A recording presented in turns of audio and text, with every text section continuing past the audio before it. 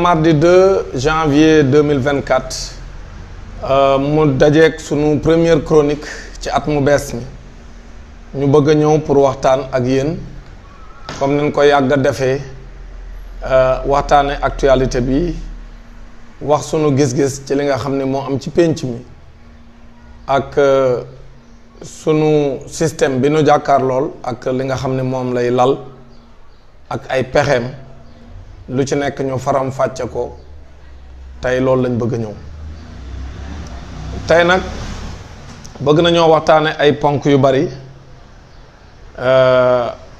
bëgg nañoo waxtaane jàppaate bi parce que jàppaate bi ba léegi président Macky Sall mi ngi waaj a dem weer ak genn wàll moo ko fi dese waaye mi ngi continuer di jàppaate kon loolu mënuñ cee bañ a ñëw ci jàppaate boo xam ni jàpp nañ ni jaay doole la buñ paree ci loolu bëgg nañoo waxtaane mbir moo xam ne mi nga xam xewee ca AGS nga xam ne AGS benn entreprise la bu nekk ci biir port bi ci mbirum transport kooku tamit bëgg nañ cee waxtaan ak jaay doole bi ñuy jaay doole liggéeykat yi buñ jógee ci loolu nag bëgg nañoo ñëw ci li nga xam ni moom mooy coow li am fan yépp départ ci investiture bi ñu bëggoon a def pour candidat bi tudd Ousmane Sonko ñu tudde ko coalition Sonko président 2024 boobu tamit ak la ca xew ak nam fa demee ak jaay doole bi ci am ak yépp bëgg nañ koo leeral ba ñu paree ci loolu nag ñu ñëw ci li nga xam ne moom mooy xew-xew bi ci 31 décembre bi nga xam ne ñu ngi doon waajal di dugg ci 2024 bi ay événements yu bari am ci ak li nga xam ni moom moo ca tukkee looloot am nañ ci jàngat bu ñu jeexalee ci loolu nag daanu waxtaan ak nit ñi ci li nga xam ne moom mooy sunu gis-gis ak sunu presse beeg seen taxawaay yooyu bëgg nañ koo tëjee ak ñaax nit ñi ci taxawaay bi ñu war a am pour waajal li nga xam ni moom lañ jëm muy élection yi nga xam si weer ak genn wàll rek daanaka moo ci des ndaxte le 25 février 2024 ci la ñu war a fal njiit lu bees président de la république bu bees kon loolu tamit dina am solo ñu dellu si ci waaye bala may def ci loolu bëgg naa ñëw ci ñaari actualité doog a dugg ci poñ yi ma filim actualité bu njëkk bi mooy li nga xam ne man la concerné mooy tey dama yeewu ak bis bu neex boo xam ne bëgg naa koo partager ak internet di ma leen di nuyu ñoom ñëpp di leen ñaanal atum 2024 mu dàq fuuf 2023 bii nu génn parce que 2023 bi metti woon na lool taroon na lool ci sénégalais yi ñu am fi ab président boo xam ni dañu daan duma waaye duma yi da koo yokkoon ci 2023 bi lu ne teg nañu ko façon coono bu ne teg nañu ko ñun sénégalais yi façon fitnaal bu ne teg nañu ko ñun sénégalais yi kon nag mi ngi waajal di dem naam def na discours boo xam man dégluwuma ko am na rek lu ma ci yóbbante ci lu mu wax xëy na bu ko jaree dinaa ci commenter waaye man dem di toog di déglu koo xam ne nangumaa déglu dinaa ci ñëwaat ci bu may wax ci mbirum investiru président Ousmane Sonko bi man jàpp naa ne loolu ci ñàkk fayda la bokk te comme man kenn xamewumaa ñàkk fayda kon man ku ma bëggul a déglu dama jaay doole ne ma doo fi waxe ma ne yow boo dee wax du ma la déglu kon nag ñu ngi leen di ñaanal kenn ku nekk ci yéen yàlla defal ko tawféex ñu ngi leen di ñaanal ku ci nekk sa liggéey mu gën a dox ñu ngi leen di ñaanal ñi ci am feebar yàlla na ko yàlla saafara yéen ñi nga xam ni yéen a ngi wut liggéey te mu jafe leen ndaxte réew mi am fi liggéey yombul ñu ngi leen di ñaanal ci 2024 bi mu gën a yomb yéen ñi nga xam ni également yéen a ngi jàng te ñu tëj seeni université ñu ngi ñaan wax dëgg yàlla ñu taqale ko nguur gii fi nekk naam année bi moom année universitaire bi moom yàqu na parce que année bi blanche na naam nanguwuñ ko waaye année bi blanche na waaye bu ñëwee ñu mën a joyantiwaat université bu Dakar tegaat ko ci yoon. loolu aussi ñu ngi koy ñaan pour 2024 bi kon ñu ngi leen di ñaanal yéen ñëpp gudd fan gu ànd ak wér-gi-yaram. xale yi nga xam si amaguñ soxna yàlla na leen yàlla may ay soxna. ñi nga xam ni ñu ngi doog a takk soxna te laaj bi commencé na leen a décourager yàlla na leen yàlla may xaalis boo xam ne lu leen soxna si ñaan ñu mën ko koo may. ñi ngi ñaanal tamit ñi nga xam ne amuñu borom kër tey jigéen yàlla defal leen tawféex ba noppi jàppale leen may leen borom kër ci boo xam ne borom kër bu am yërmande lay doon boo xam ni bu amee fukk jël juróom-ñaari jox la téye ñett yi yàlla na leen yàlla may ay borom kër yu mel noonu ba noppi nag yéen it ngeen nangoo tegoo ba noppi nag nangu jigéen ñi yéen jigéen ñi ngeen nangu góor ñi yaatal góor ñëpp ngeen yombalal leen ñu am ñaareel ñu bëgg a takk ñett ñu bëgg a takk ñeent ndaxte looloot day gën a neexal pénc bi loolu ñu ngi leen koy ñaanal yéen ñëpp xam naa nag am na jigéen ñoo xam ne duñu wax amin waaye nag bu ngeen waxul amin it da ngeen koo war a wax ndaxte da ngeen koo xamul rek waaye moo gën ci yéen ngeen ñaan seen borom kër yi am teraanga bu tax teraanga ju lew nag teraanga ju lew joo xam ne ku ko yóbbu sa njaboot boo leen ko joxee du leen jural dara loo xam da leen di lor nga ñaanal sa borom kër mu am teraanga joo xam ni xéewal la ju koy dikkal ju lew ba mën a takki beneen jigéen andil la ko mu doon sa rakk loolu jigéen ju nekk war na koo ñaan ndaxte loolu moo gën ci moom kon nag yal nañu yàlla defal li nu metti woon ci 2023 bi yépp ñu fàtte ko ba nga xam ne daan dugg ci at mii ñu dugg 2024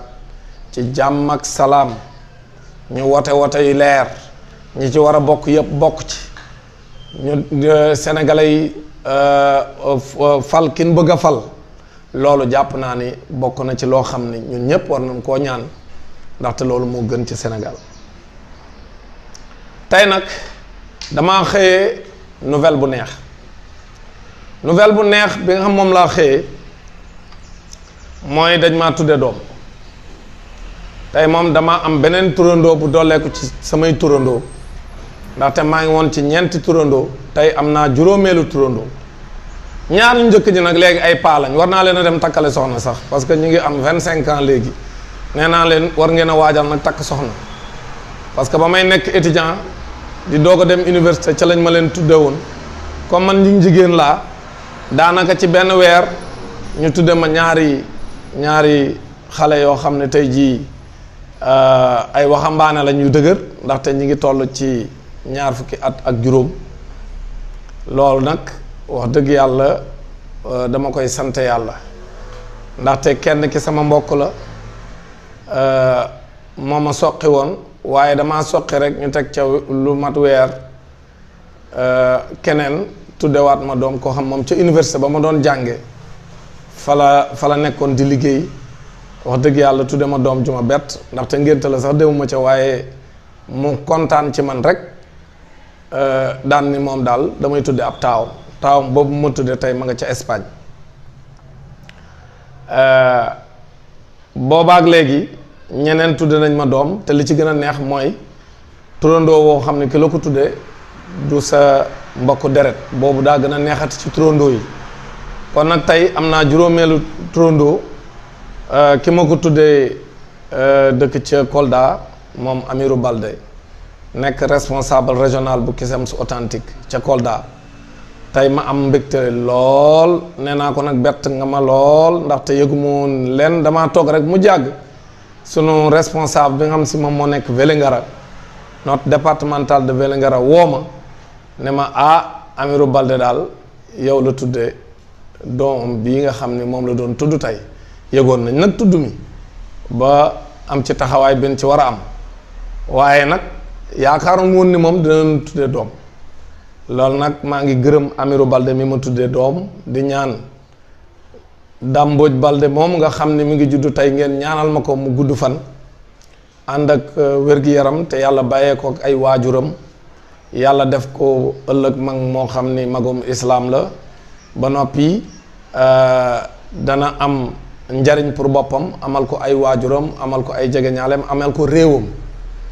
yàlla na ñu dund ba ñuy war a dem di ko takkali soxna Kolda loolu dinañu neex lool ndaxte Amirou Baldé responsable bu am taxawaay la ci Cusems authentique bi nga xam si man maa koy jiite ñu séq nag maag moom ndaxte wax dëgg yàlla xale la mais xale bu ma jox cër la responsable yu bëri nañ lool ci syndicat bi waaye moom bokk na ci ñi nga xam ni dañ maa jege lool di waxtaan ak man di diisoo ak man te lu ma ni ko lii laa bëgg ñu jëm fa daanaka du ci teg baat kooku nag loyauté boobu mu àndal yàlla na ko doomam ji mu ma tudde fay yàlla na ko yàlla bàyyee ak njabootam wax dëgg yàlla maa ngi koy sant di ko gërëm moom ak responsable ya fa nekkoon yépp ca tudd ma tey bu Kolda soriwul woon daanaka nag waroon na ci bis bi yegg fa waaye incha allah du yàgg dinañ dem seet suñ turandoo pour gërëmaat ko ci kanamu njabootam kon nag loolu mënuma ko woon a bañ a wax di ñëw nag ci loo xam ne tamit actualité la boo xam bëgg naa cee sànni tuuti kàddu rek mooy tey bi ma démb sax daanaka laa mën a wax bi may waaj a tëdd ma gis ni ca Tchad leader boo xam ni man yàggeen maa dégg ma koy méngaleeg Ousmane Sonko muy Succès Masra nga xam ni leader bu am taxawaay la ca Tchad taxaw xeex ak Idriss Déby ba ni mu génn àdduna wala nin ko boome mu taxaw tamit doomam ji nga xam ne wala doomu jiitleem bii nga xam ne moom moo tudd Mahamad Idriss Déby Itno jiite Tchad boobaak léegi def fukki weer ak juróom-ñett waroon a def transition bu gàtt daal di ni moom léegi mënatu la def transition bu gàtt day continuer jiite réew mi ñaari at Succès Masra taxaw di xeex ak moom bi muy xeex ak moom ba 20 octobre jot 2022 moom waa parti moom Succès Masra ca Tchad ñu tuddee leen les transformateurs taxaw xeex pour wax ne militaires yi dañoo war a delloo nguur gi parce que transition bi ñu waxoon jeex na wala mi ngi waaj a jeex te jàpp ñu benn datu élection booba bi mu amee lu mat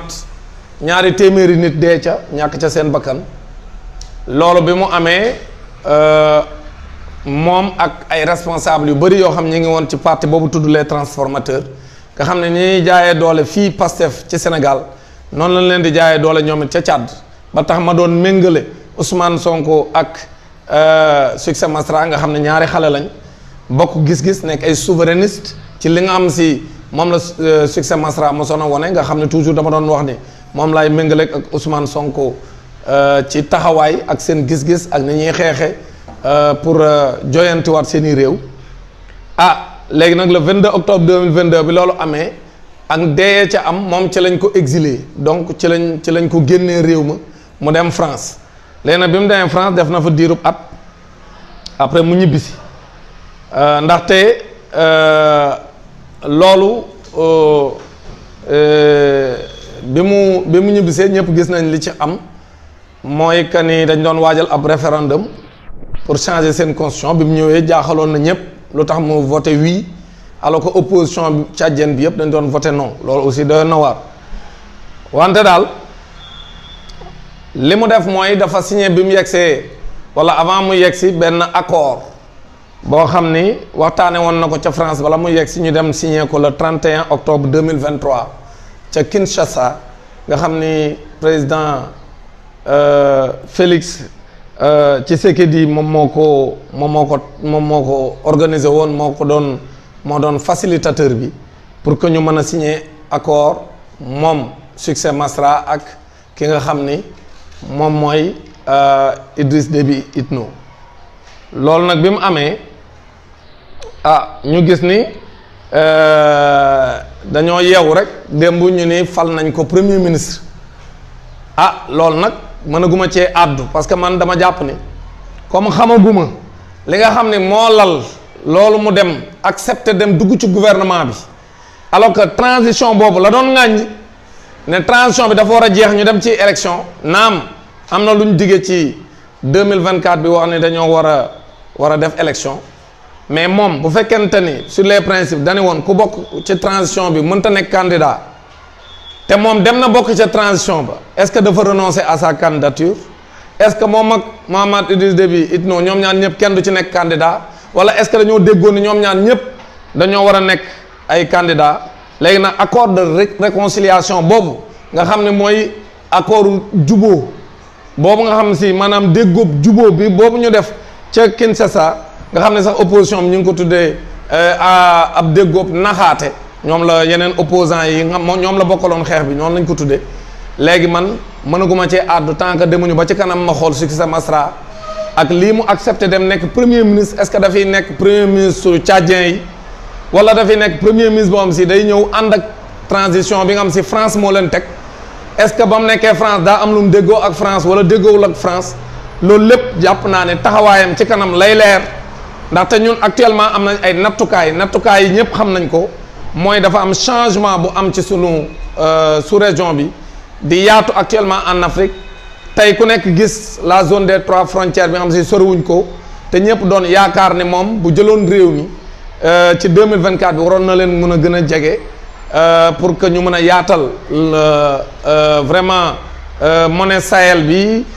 ci réew yi nga xam si ñoom ñoo frontière li nga xam ne moom la ko nit ñi mere te mu senne ci accord bi nga xam moom lañ signé ca Kinshasa moom ak Mohamed Idriss Déby Itno mooy le fait que mu ne baal na wala ñoom ñaar ñëpp àndandoo nañ ne baal nañ ñëpp ñi nga xam ne ñoo laale woon ci événement yooyu nga xam moom lañ tudde woon le jeudi noir nga xam ne mi ngi amoon le 20 octobre 2022 te lu mat ñaari téeméeri nit génn ci àdduna comme ni ma leen ko waxee léegi nag la ca tukkee am na lu ci senn la ca senn mooy nee nañ ko ca laale baal nañ la est-ce que Succès Masra am na droit baale est-ce que peuple tchadien bi ñooy baale wala moom mooy baale et cetera est-ce que waxtaan wa du waxtaanum xumtoo loolu lépp daal ay jàngat la yoo xam ne ca kanam incha allah dina gën a leer mais wax dëgg yàlla daal jàpp naa ni am na daal ay mbir yu ca leerul ndaxte moom li mu doon xeex tey bu demee bokk ca gouvernement ba dem ànd ak la mu doon xeex loolu doy na waar mais comme xamaguñ fan la jëm ak fan la président bi muy àndal di liggéey fan lañ jëm ak lan la ñuy waajal tant que xamaguñ ko duñ ci mën a gën a àddu carrément mais loolu daal ab nouvelle la bu ñëw mooy Succès Masra nangu nañu fal ko premier ministre bu Tchad mu dem fekki soldat si nga xam si ñoo fay jiite te seen transition jeex te ñu waroon a dem élection te nangu ñoo dem élection loolu am na ay jàngat yuñ ci mën a am mais ca kanam tuuti lañ koy def incha allah léegi nag bu ñu paree ci loolu bëgg nañoo ñëw ci li nga xam ni mooy jàppaate bu metti bi parce que d'abord ñu bëri ñu ngi ci kaso bi nit ñi doon xaar ñu bàyyi leen parce que ku ci mel ni Cheikh Omar Diagne wax dëgg yàlla ak Abdou Karim Gueye ak Bayna Gueye ak Ousmane Sarr ak Mohamed Gueye ñooñu yàgg nañ ci kaso bi ñu ñëw fekk si sax seen ñeneen ñooñ ñoo xam ña nga fa ku ci mel ni Fadilou Keita ak vraiment yeneen leaders yi nga xam ñu ngi leen di jaay doole yoo xam ñu ngi ci kaso bi ñu téye leen fa ku ci mel ni Jamil Sané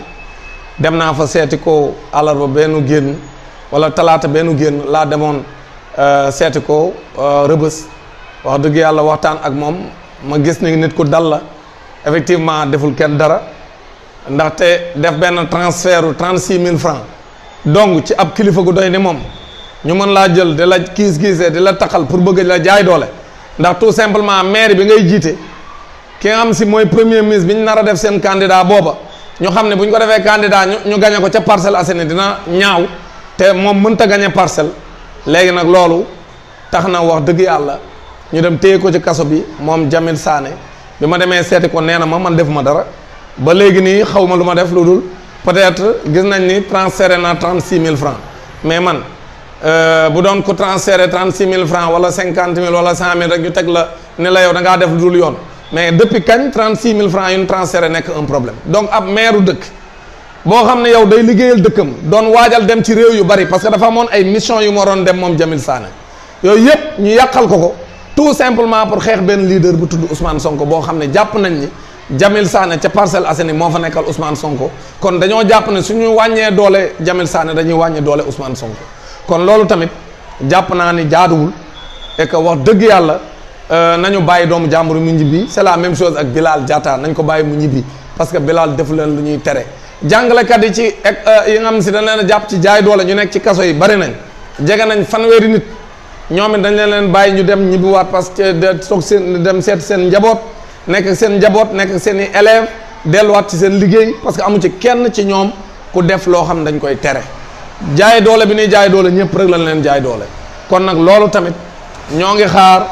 wax dëgg yàlla ñu bàyyi doomu jàmbur yi nga xam si ñu ngi ci kaso yi ci jaay doole. am na ñun sunu dëkkandoo boo xam da doon jëndi gaz Ibrahima Sy la tudd mi ngi ci prison bu Rëbës deful dara la ñuy tere Ibrahima Sy ñëpp xam ko ci jaamu yàlla ak maandu du dugg ci lu yoonum nekkul toog place am di jaay ay gazam ak ay fournoom ak yooyu la xam ay xaritam ñoo toog moom di naan ataaya bu ñu paree ñibbi moom mu tëj place am ñibbi këram kenn xamewu ko ci ay caaxaan bu waree jóg dem julli ji bu pare ñëw nekkaat ci liggéeyam kooku dem Dakar di jëndi matériel bu mu yóbbu ci place am ñuy jàpp ba jàppaale ko boobu ba léegi ñu téye ko ci kaso bi jaaduwul kon nag kooku tamit nañ ko bàyyi mu ñibbi këram parce que defu leen dara te tooñ baaxul surtout Macky Sall mii nga xam mi ngi waaj a dem doo jiite am réew fukki at ak ñaar dem ba yow weer ak genn wàll dese la fa nga war a waajal pour dem ci jàmm ngay jaay doole kon jàpp naa ni wax dëgg yàlla daal Macky Sall na bàyyi doomu jàmbur yi ñu dem delluwaat ci seen liggéey parce que loolu mooy yoon. ki nga xam ne nag moom mooy Iba Camara moom it ci jàpp bërki démb yi lan ko jàpp moom bi ñu ko jàppee léegi ci semaine lay toll. Iba Camara ab instituteur la maanaam jàngalekat ci daara yu lalu yi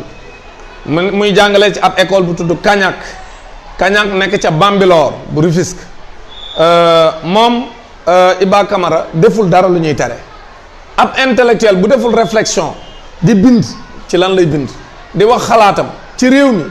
bind ko ci page Facebook am parce que ci page Facebook am nga xam ne mi ngi tudd Abou Talha Camara nga xam ne yàgg na faa bind mu am benn sigle boo xam ne da koo yàgg bind ci page Facebook am sigle boobu lan la mooy TSTN boobu mu bind ñoom ñu dem interpréter ko neneen ñoom moom procureur de la République daal dem ni moom TSTN boobu leneen lay signifier ñoom ba léegi waxaguñ ko sax lu ñu jàpp ne moom lay signifier dem jàpp ko def daan ni moom daa xotti worma président de la République léegi alors que moom nee na TSTN boobu li mu signifié mooy tànn sénégalais bi topp njub mooy tànn sénégalais bi topp njub ñu ne yàgg na koo def ci page Facebook am ay weer wala ay ati at moom noonu lay bindee di ko tëjee TSTN léegi nag ñoom ñu jàpp ne kon moom daa saaga président de la République alors que moom saagawul kenn parce que nag ab sigle kenn mënu koo interpréter wax ca lu la neex surtout sigle boo xam si c'est pas codifié bu doon sax sigle bu ñu codifié la ñëpp xam ne lii lay wund xëy na boo ko utiliser loo xam si mënees na la caa topp sax ñu mën a wax ne lii mënees na la caa topp mais bu dee sigle boo xam yaa ko créé kenn mosu koo gis keneen utiliser ku dul yow yaa utiliser sigle bi te yow yàgg nga koo utiliser te yàgg ngaa wax ni sigle bi mi ngi signifié tànn sénégalais bi topp njub ñoom ñu bëgg koo féetale feneen dem jàpp ko ci lii dafa ëpp kon nañ bàyyi doomu jàmbur ji mu ñibbi këram nañ ko bàyyi mu dem jàngale ji ndaxte Iba Camara ñi ko xam ñëpp di ay mbokkam ak ay jegeñaaleem ak ay xaritam nee na nit ku jub la amul benn problème def liggéeyam ñibbi këram dong lañ ko xamee nit nag munoo koo topp ba mu sës nit ki am na droit de politique nguur boo ko yoree da ngay mën a muñ ñi àndul ak yow moom àndul ak Macky Sall mais ñàkk ànd ak Macky Sall taxul mu def lu ñuy tere léegi nag nit booy wax ci sam réew di wax li nga xalaat parce que comme neex nga ni man damaa bëgg nit ñi ànd ak ñi nga xam ñi ñoo sax ci jub léegi nag loolu est-ce que nit am na droit bind ko nga dem interpréter daal di sigle bi lii lay signifier wax leneen lu la ci neex daal dem jàpp doomu jàmbur comme ça tëj ci kaso dem yóbbu ko mandat de dépôt ci loo xam ne ñëpp xam nañ ni lañ ko jàppe jaay doole la kon Iba Camara moom jàngalekat yëpp a ngi sàkk ñu bàyyi ko te bu ñu ko bàyyiwul mën na andi ay perturbation parce que dégg naa yu bari yoo xam ne ñu ngi koy waajal te loolu ñuy waajal baaxul pour njàng meeg njàngale mi baaxul pour Mbambilor baaxul pour Sangalkam parce que jàngalekat yi bëgg nañ def solidarité ci dans la zone de Bambilor Sangalkam pour bëgg ñu bàyyi seen moroomu jàngalekat boobu nga xam mi ngi tudd Iba Camara nga xam ne jàppawuñ ko daral dul jaay doole nag baaxul réew boo ko yoree da ngay muñ même bu fekkonte ne dañ laa wax sax lu la neexul da nga koy muñ aseeg loo xam ne yow yaay xalaat say xalaati bopp wala ñu ànd ak yow ñoo lay xalaatal naan la lii la bëggoon a wax ak lee la bëggoon a wax te nit comme ni ñu koy wax comme ni ko Olof waxee kenn du fël gémmuñu sàmm te xamoo lu mu wëlis moom comme li mu bind moom nee na lii lay signifier keneen ku ca xalaat leneen yow yaa am sa xalaat bu ñaaw rek mais moom nee na moom xalaatul loolu parce que bindul loolu te amul fenn foo xam bind na fa ne loolu la TSTN di signifier kon nag nañu bàyyi doomu jàmbur des fois sax ñoom ñu jàpp nit fësal loo xam ne nit ñi sax yëguñu ko woon parce que moom mii ñu bëri xamuñu ko daanaka nag à part ñiy lire ay Facebook ak yooyu sama maas gi am ñoom duñ dem Facebook sax ñoom duñ fa xam dara kon nag comme nit ñi xamuñu ko woon boo ko jàppee sax la ku ne naan moom lu mu def loola mooy siiwal sax li nga xam ne moom nga jàpp ni moom la def kon nag nañ bàyyi doomu jàmm bu ñibbi parce que loolu mooy dëgg parce que jaay doole baaxul. beneen bi nga xam ne bëgg naa cee wax nag mooy ñëw ci li nga xam ne moom mooy benn entreprise bu tudd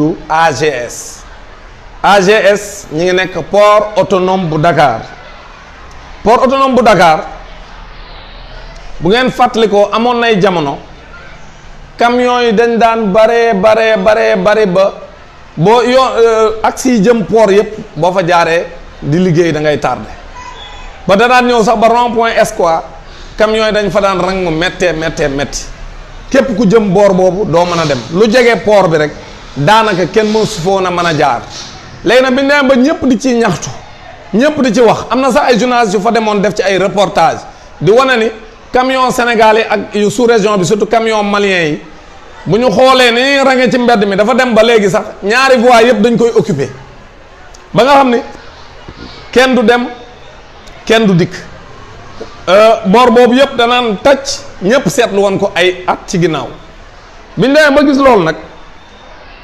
en 2018 ñu am ab entreprise boo xam si mi ngi tudd AGS boobu kan moo ko moom Ali Issa moom AGS bi mu proposé service bi nga xam ne moom lañ tuddee AGS mooy aménagement gestion service pour mu décongestionner le port naam réglé wu ko à 100% mais réglé na ci lu bëree bëri ndaxte léegi benn fil la ñuy def te léegi dootuñu barrer circulation bi ba noppi léegi gën naa gaaw léegi bu ko defee moom dafa aménager ci biir port bi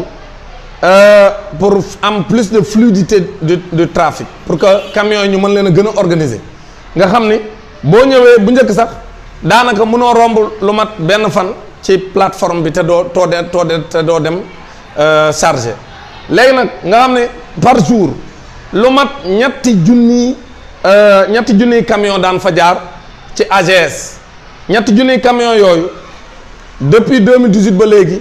ay xale ñoo koy liggéey yoo xam ne mat nañ téeméeri xale wala téeméeri nit ak ñaar fukk ak juróom yoo xam ne ay boroomi kër lañ ay muskàllaf lañ ñoo xam ne dañoo yore seen njaboot léegi di liggéey ci plateforme boobu nga xam ne ñii def nañ fa lu mat juróomi at boobaak léegi ñu bëgg leen a continuer def ay journalier juróomi at am na ñoom 2018 ba léegi ñu nekk ci fin 2023 donc dugg 2024 nga xam ne donc def nañ juróomi at yu mat sëkk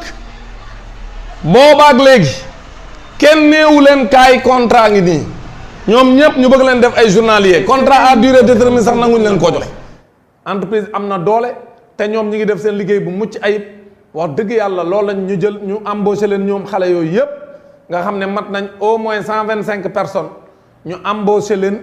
ku ci nekk ñu defaral la contrat à durée indéterminée loolu la ñuy ñaxtu te loolu ñuy ñaxtu xel mën na koo nangu ba noppi ñu wutal leen ab bus de ramassage parce que amul sax bus bu leen di ramasser des fois sax bu ñu wàccee mën nañ leen a agressé parce que day heure yoo xam ne dañuy wàcc mu guddee lool kon nag au moins ñenn ñi sax comme ni nga ko waxee sànq mooy agent administration bi ñoom nekkatuñu ay intérimaire ñoom jox nañ leen ñu dem ci yeneen banques yi ñu viré fa seen salaire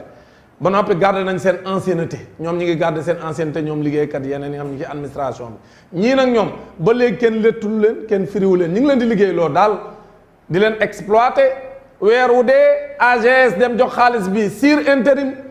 intérim fay leen xaalis bu ñàkk fayda bii nga xam ne matul 750 francs l'heure ba noppi nag di leen jaay doole te kenn du ci wax ñu mel ni ñoom dëkkuñu Sénégal bëgg fee nekk ay doxandéem ci seenum réew kooku nag kenn mënu ko fee nangoo tey kenn mënu ko fee nangoo ëllëg donc le ministre du travail jëlal say responsabilité waxal sa inspection générale du travail mu yónnee ca entreprise bi tudd AGS ca port autonome bu Dakar ñu régler la situation des travailleurs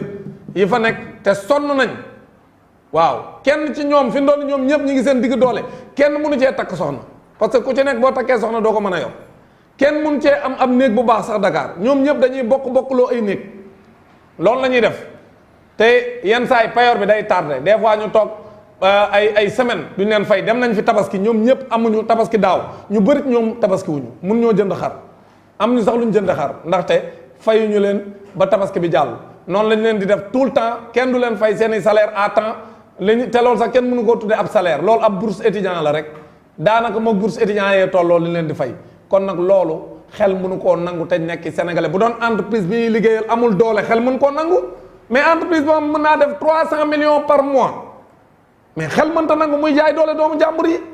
ak di jaar ci ay société d'intérim sur intérim lan moo ciy yoonam na AGS jël situation liggéeykat yi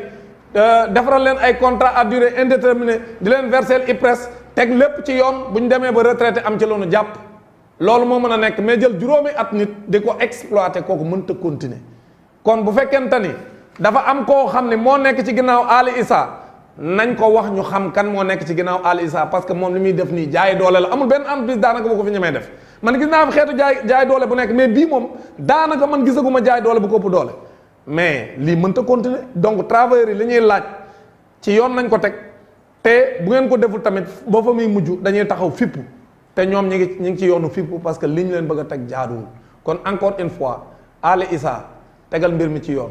defal li nga war a def ku ci nekk li mérite nga jox ko yow inspection du travail dem leen AGS bu port xale yaa ngay liggéey bu mucc ayib ña nga leen di exploiter amuñu dara jàppuñ ci dara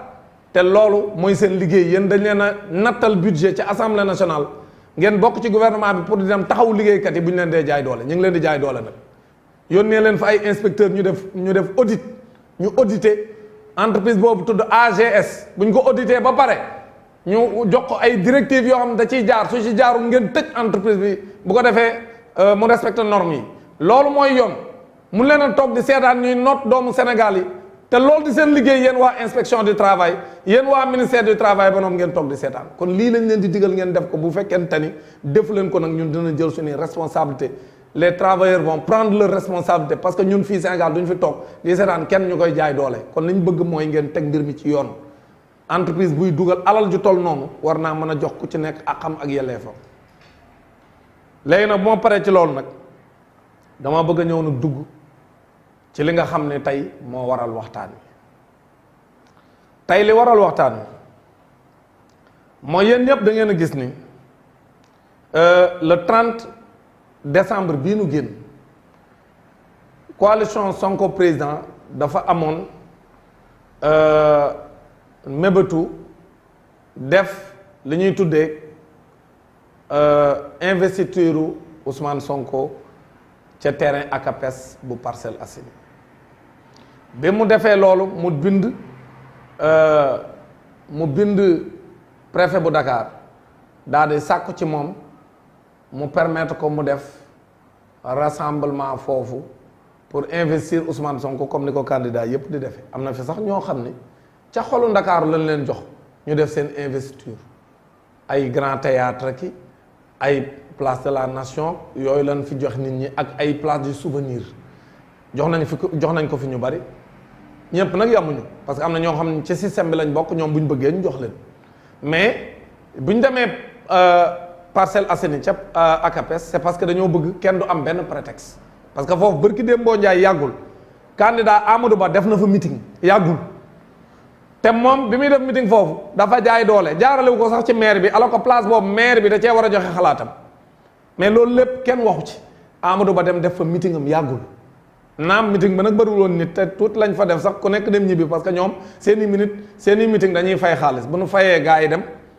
buñ leen bu balaa heure baa jot ñoom ñëpp day ñibbi parce que ñoom duñu ay militant ñoom ñen am ci seeni meeting ak seeni rassemblement dañuy ñibbi bokku ñoom nag coalition Sonko président nga xam ne bu woowee ay nitam ñoom ñooy dajale seen xaalis wut ay oto yi daan fa ñëw de waaye oto bu fa ñëw yi ña ko fa indi ñoo ko fay nit ñi bu ñëwee tamit tant que tasul duñ dem loolu nag ku ko amul da ngay soxor doo bëgg sa moroom am ko loolu moo tax bi Sonko président bëggee def investiture am ca ACAPES dem waxtaan ak maire yi bu Parcelles Assainies ñu ni leen place ba kenn def fa dara le 30 décembre biñ ne kenn def fa dara le 30 décembre ñu déposé daan ni kon léegi na préfet Dakar jox leen ndigal wala loolu sax bu ñu ko tegoon ci yoon waru caa am mais dañ koo def rek pour bëgg leen a bañ a may benn lay préfet Dakar bàyyi ba coalition Sonko président dem fay chapiteaux yi fay estrade yi fay lépp muy xaalis bu baree bari parce que ku yàgg a organiser xam nga ni boo dee jël estrade yu mag yooyu nga xam ne day mën a def lu mat ay 100 personnes wala 150 personnes ñu defal la tribune defal la lépp mais xam nga kooku xaalis bu baree koy def ak son et lumière yaag yépp yi muy àndal xaalis bu baree bari lay doon ñu bàyyi ba nit ñi dem verser seeni xaalis avance seeni xaalis ñii sax nga fay leen ba mu mat ñoom ñu taxaw bàyyi bañ ni suba la mbir mi am ñu taxaw ne mbir mi duñ ko autoriser ñu ne léegi kenn mënu ko faa def parce que dafa am menace de trouble à l'ordre public seen yëfu tappale yooyu lan mooy menace de trouble à l'ordre public yow foofu ñaata yoon lañ fa def ay rassemblement fii surtout opposition bi def ko fa surtout Ousmane Sonko woote fa te amul benn problème def ko terrain Yékini bu Kër Massar amul benn problème ban événement lañ mës a gis Ousmane Sonko woote ko mu am benn coow à part bi nga xamee ne moom lañu reyoon Mariama Sagna te ba léegi kenn leeralul kan moo ko rey te boobu ñëpp xam nañ ni Mariama Sagna nekk patriote bokk ci Pastef moom kan moo mën a nekk ci biir Pastef ba noonu di ko indil benn jafe-jafe booba waroon na am enquête bu leer ñu xam te ba léegi ay doomam ñi ngi xaar ak ay jegeñaaleem ñi ngi xaar ñu wax kan moo rey Mariama Sagna amul benn enquête bu leer bu ci am mais à part loolu musta am benn jafe-jafe ci benn rassemblement boo xam ne Ousmane Sonko wala ñim àndal woote nañ ko mu am ko amul waaw léegi nag fan la préfet Dakar mën a sukkandiku ba tere ab rassemblement boo xam ne mi ngi koy permettre ñeneen ñi xam nga lii moo tax yéen da ngeen di feeñ parce que bu ñu leen nee waa système bi dafa yaatu da ngeen di gis ni système bi bu dee seen i candidat ñoom ñooy def fu ñu bëgg a defee ci Dakar wala fu ñu bëgg a defee ci région yi kenn leen tere à part yenn saa yi ñu jéem leen a karkarlu daan ni dañ leen di gazelu pour que ñu daan ni voilà ñoom tamit ñu ngi leen di def li ñuy def Sonko tappale kenn defu leen li ñuy def Sonko ñoom ñoo ñëpp ci système bi lañ bokk léegi nag Ousmane Sonko kot dong lañ fiy tere bu bëggee def ab rassemblement mu def ko beneen candidat bu bëggoon a dem tere ak APS dañ koy bàyyi mu dem bu dee Ousmane Sonko ñu ngi koy munoo dem loolu kay leer na mooy li ma leen di wax rek ñaari système rek ñoo fi nekk système bi ñaari kuréel rek ñoo fi nekk wala ñaari groupe ñoo fi nekk di jàkkaarloo mooy waa système bi ak waa anti système bi waa système bi Macky Sall ak ñim àndal ak Amadou Ba candidat yu ndaw yu APR yeeg yu Benno Bokk Yaakaar yeeg ña demoon ca dialogue baak ña bëggoon a dem te demuñu ragal ku leen mereek ñoo ñëpp ñoom ñooy waa système bi beneen camp bi mooy le camp anti système incarné par Ousmane Sonko ak les candidats anti système léegi ñaari camp yooyu ñooy jàkkaarloo ñi ci digg bi di jéem a wax ne ñoom troisième voie lañ nekk ñoo ñëpp duñu am dara ci élection parce que sénégalais yi gëmuñu loolu sénégalais li ñu gëm mooy da ngay weex wala nga ñuul waaye weexoo ñuuloo kooku boo ko présenté sénégalais yi posture bu mel noonu mënta drainer vraiment les masses donc nit ñi duñ la votel ñooñu comme ni ma ko waxoon ca législative ya duñu am dara élection yi ñu jëm bipolarisation la système bi la fi anti système bi bëgg a jële léegi nag waa système bi ñooy jaay doole pour que waa anti système lu ñu bëgg a def ñu tere leen ko bu dee nag ñi nga xam ñoo ne ci digg bi nga xam ñu xonq ñu weexuñu ñuuluñu bëlawuñu waa ñooñu nag ñoom wax dëgg yàlla lu ñu bëgg a def ñu ngi koy def loolu mooy dëgg man ragaluma ko ma mere ku may mere bay boo nga merem parce que demuloo ma fenn man demuluma la fenn nag ma nit demuluma la fenn waaye demuloo ma fenn kon nag nañ waxante dëgg te bàyyi caaxaan yi loolu préfet Dakar bi def tegu ko ci yoon Ousmane Sonko ñim àndal am nañ droit defal ko investiture comme ni ko ñëpp di defee pourquoi ñu koy nangul yeneen candidat di ko bañal Ousmane Sonko loolu mooy lan xam Ousmane Sonko moom du sénégalais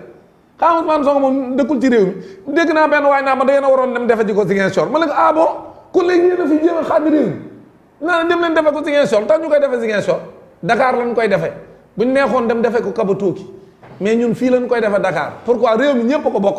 amuñu droit di tere benn candidat mu fiy def investiture am surtout que Amadou Ba bés bu nekk mu def investir bu teyee mu ne waa PS a koy investir bu subaa mu ne waa AFP koy investir bu paree mu ne tey waa tel kuréel la koy investir bu subaa mu ne APR bu subaa mu wax benn boo ko yaakaar bés bu ne mi ngi wax ñu koy investir man xaw ma kañ la investir am yi di jeex te fu mu wax ne dañ koy investir boo fa demee même nit ñi nga fay fekk amuli nit Amadou Ba amuli nit te bés bu nekk mi ngi wax ne ñu ngi koy investir kan moo koy investir koo xam ne yow bi ngay parrainé kenn mus laa gis ci mbedd mi ngay parrainé ba tax gis ngeen du ñoom dañ ne woon am nañ lu mat 4000 parrains yu manqué tuuti du 4 millions de parrains 4 millions de parrains la ñu waxoon yu manqué tuuti ku am 4 millions de parrains yu manqué tuuti looy dem di wuti ay parrainage des élus xam ngeen ne Amadou Ba moo la gën a xam ne amul sax 150 000 parrains amul dara léegi nag loolu moo tax ñemewu la jël sax ay parrainage yi ñuy def ca conseil constitutionnel ñemewu faa yóbbu ay parrain waa yow ku am 4 millions de parrains yu jege yu manqué tuuti waa léegi nooy def ba yow ñemewoo dem yóbbu say parrain ah pour ñu saytu la comme ni ñuy saytoo ñëpp nga ne non non du ma jaare foofu damay jaare ci parrainage des élus moo lay won ne lam doon wax sénégalais yëpp amul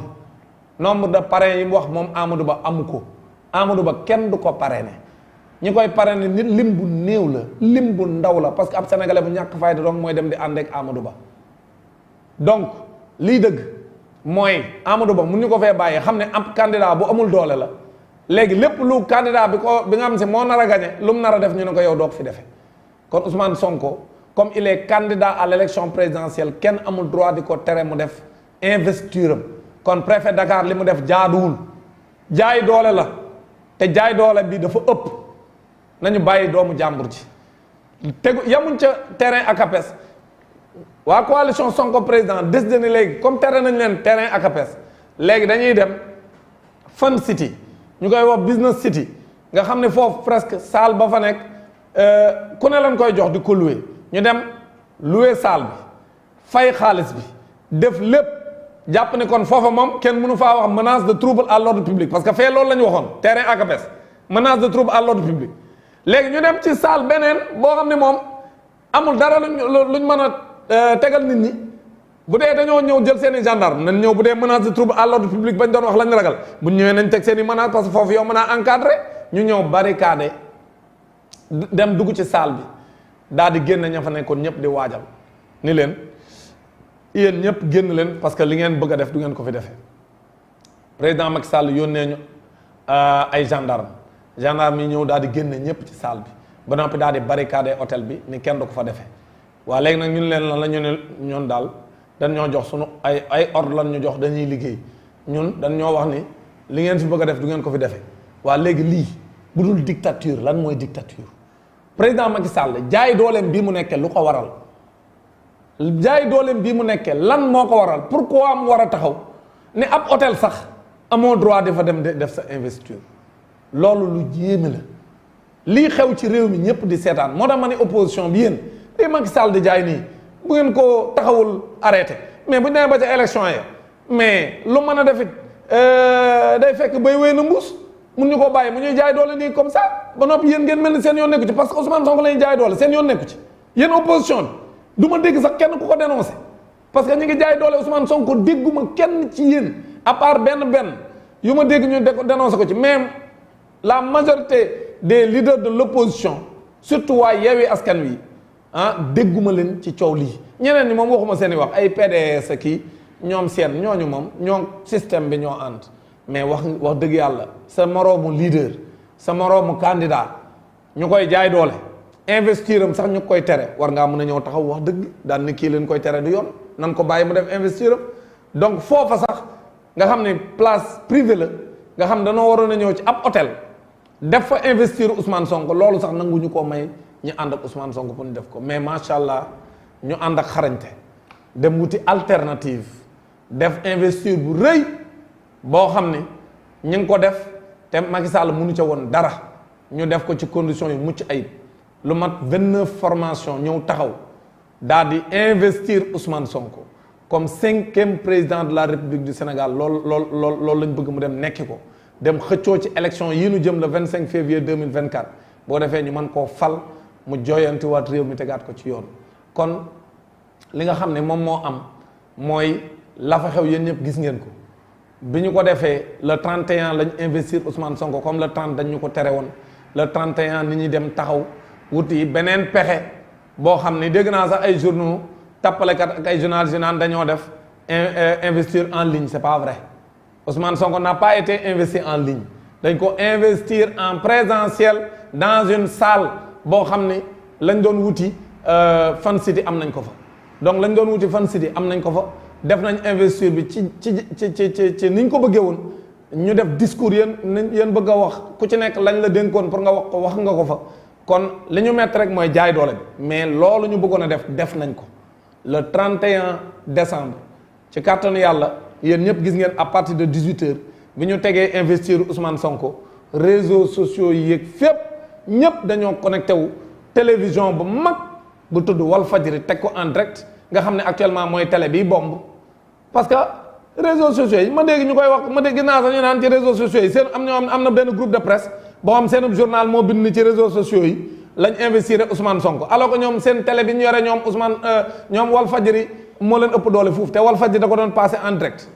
Walfadjri moo ko def en direct donc Walfadjri moo wone investir Ousmane Sonko en direct Walfadjri nag du ab télé bu wuyaa parce que actuellement mooy télé bi ëpp doole Sénégal buy def émission képp kuy def émission ak moom doo ko jege ci nombre de visionnage sénégalais yi moom la ñuy seetaan parce que xam nañ ne du ab télévision pour tappalekat léegi nag ab télévision bu ëpp doole ci Sénégal teg investir Ousmane Sonko site yi ëpp doole ci Sénégal teg Ousmane Sonko nga xam ne amul benn site bu fi nekk bu am doole Sénégal moom tegoo investir Ousmane Sonko ñu taxaw naan Ousmane Sonko dañ ko investir en ligne nan lañ ko investir en ligne léegi Amadou Ba nag nu ñu ko investir moom nga xam ne moom bi mu defee investir am bi kenn yëgul ni def na ko kenn seetaanu ko lu tax bindu leen loolu tappalekat ngeen donc investir bi mun leen koo yàq jéem a salteel victoire coalition président Ousmane Sonko du jàll parce que sénégalais yépp seetaan nañ ko bu ñu xoolee sax moo yàq discours Macky Sall bi parce que discours Macky Sall bi investir ba di jeex ca la Macky Sall doo ko commencé wax man sax booba dama ne woon nañ xaabaabal buñ gaaw a dagg nan xaabaabal ba mu dugg ci discours bi bu ko defee kenn du ko seetaan mais gars yi ne ma non loolu day ëpp jërul la xaabaabal nan yem rek 20h bu ñu amee 20h rek nag concert de casserole bi dugg bu ko defee nit ñi bu ñu seetaanee investir Ousmane Sonko ba pare bu 20h jotee rek pile ñu génn seen i buntu kër di tëgg seen i tëgg ak di woy Sonko namm naa la ba noppi bañ koo déglu ku ci ne nag gis ngeen li ci xew ñu bëri maa ngi sax ab presse buy tappale naan non nit ñi suivre nañ effectivement concert casserole bi nit ñi diri nañ ci nii fëgg nañ génn nañ ci mbedd mi woy sonkorisé nañ dañ koo continuer sax ba ci minuit nga xam ne ci dëkk yu bari bi minuit di jot ñoom ñëpp dañoo taxaw ci place publique ya di woy Sonko namm nañ la di sonkorisé di wax ne nañ bàyyi Ousmane Sonko bu ñibbi këram lii mooy dëgg kon ñu ngi sant ñëpp ñi nga xam ne ña nga woon ci investir Ousmane Sonko la ñu wone mooy taxawaay donc formation yi nga xam ñoom ñoo ŋànk candidature Ousmane Sonko yëpp ñu ngi leen di sant di leen gërëm ndaxte ils sont du bon côté xam nañ ni réew buy soppeeku waa réew ma rek ñoom ñoo ko gën a soppi te actuellement mu neex mu naqare Sénégal li fiy daw nii sénégalais dañoo bëgg mu jeex kon nag nga bokk ci ñi nga xam ñoo taxawal seen réew bi ñu demee ba réew mi jaaxle ñëpp am jiixi jaaxa kooku jàpp naa ni nit ku bokk ci loolu war nga koo sant yàlla subhanahu wa taala kon investir bi réussir nañ ko macha allah mais li nga xam ne moom moo ci am mooy gis nañ aussi partout bi concert casserole bi jeexee ak la ca tukkee nga xam ne ba minuit bi muy jot ñëpp gis nañ ca Kër Massar ñëpp dajaloo ca rond-point bu Kër Massar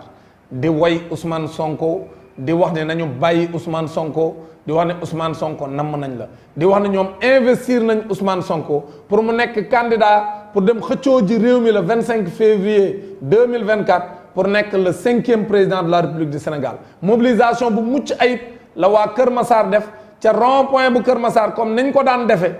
naam tey seen maire ma nga nee ñu koy jaay doole dem tëj ko Rëbës mais nit ñi génn nañ massivement sol seen yu rafet taal seen i pétard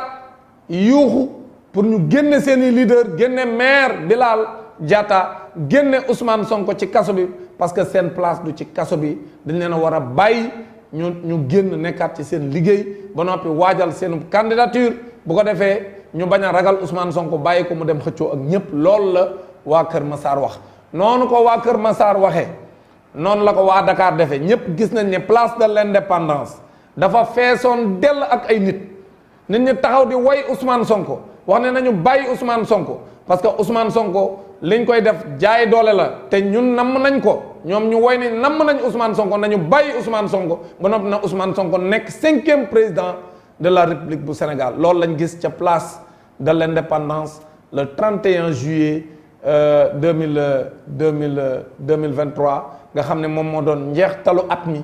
ñëpp gis ne taxawaay bi nit ñi am taxawaay bu mucc ayib la daan na fees mais gëj na feese noonu kon nag le 31 décembre bii nu génn nga xam ne moom mooy njeextal at mi maa ngi jégalu 31 décembre boobu nga xam ne moo doon bërki démb nit ñi wane nañ ci taxawaay kon nag sénégalais ñu ngi leen ciy gërëm loolu am à la place de l'Indépendance yéen ñëpp gis ngeen ni Thiès def nañ mobilisation bu rëy ñoom tamit waa Thiès yëpp génn daal di nekk vraiment ci mbedd mi ñoom it di woy Ousmane Sonko ne namm nañ ko. ba noonu wane seen bopp. li moo am fii nii ci Thiès Sonko namm naa la xoolal la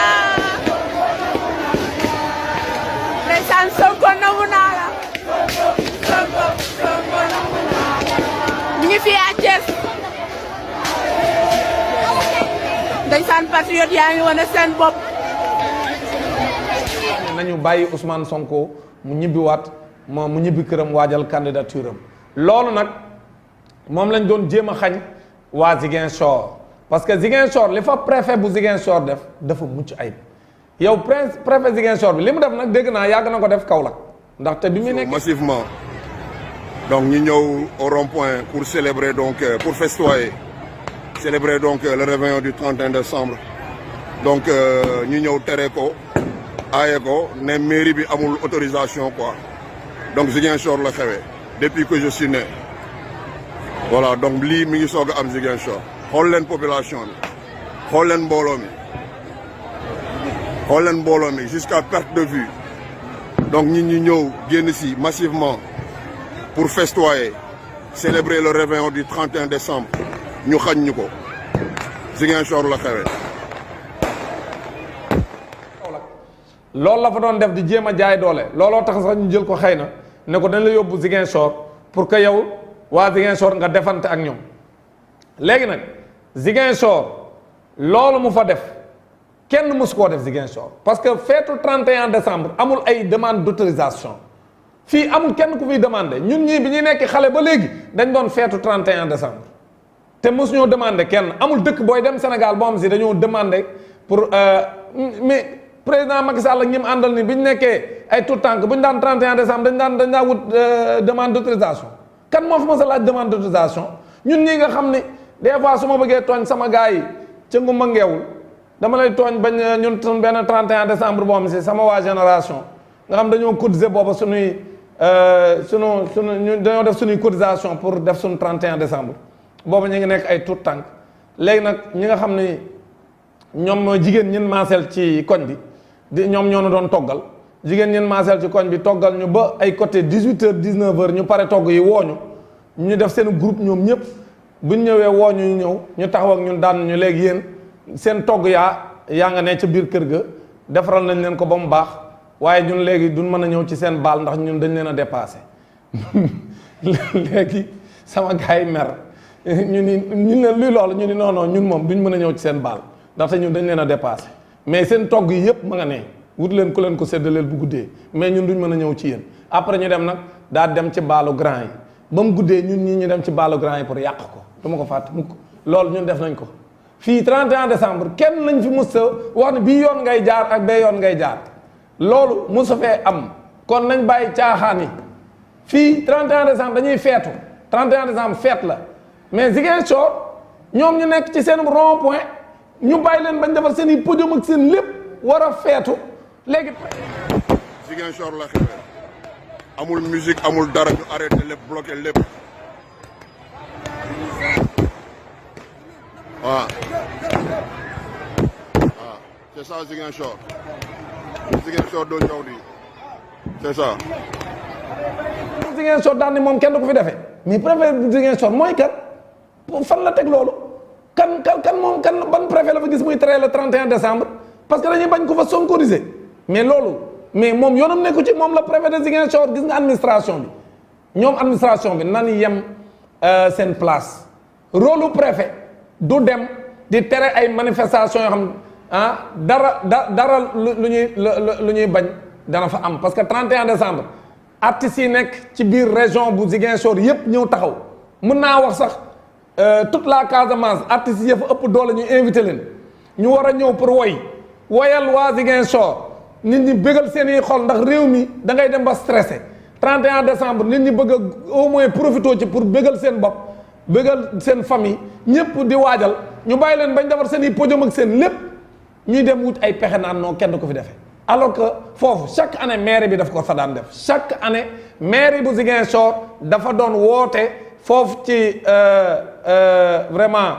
place publique boobu nga xam fa foofu lañ doon defee ndaje mi nga xam ne chaque année fa lañ koy defee te musta am benn problème léegi lan moo waral préfet bu Ziguinchor dem taxaw ne loolu du fi amee ren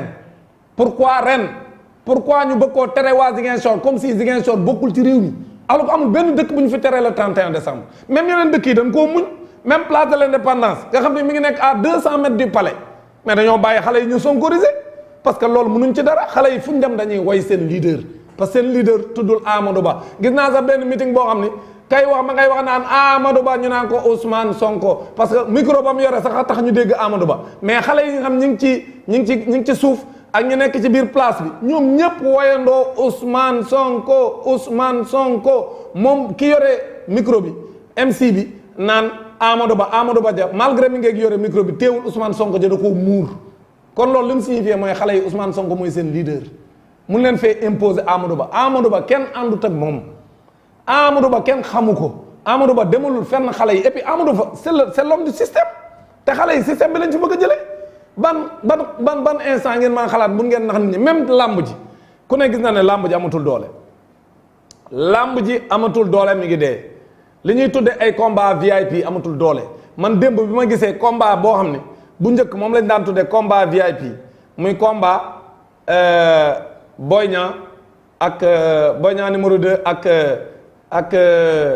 Modou Lo bi ma gisee ñoom ñaar ñuy bëri ma gis ni daanaka mbedd mee ngi fees dell alors que bu combat daan am surtout que Pikine nga xam ne bu combat boo xam si mbërum Pikine da cee bokk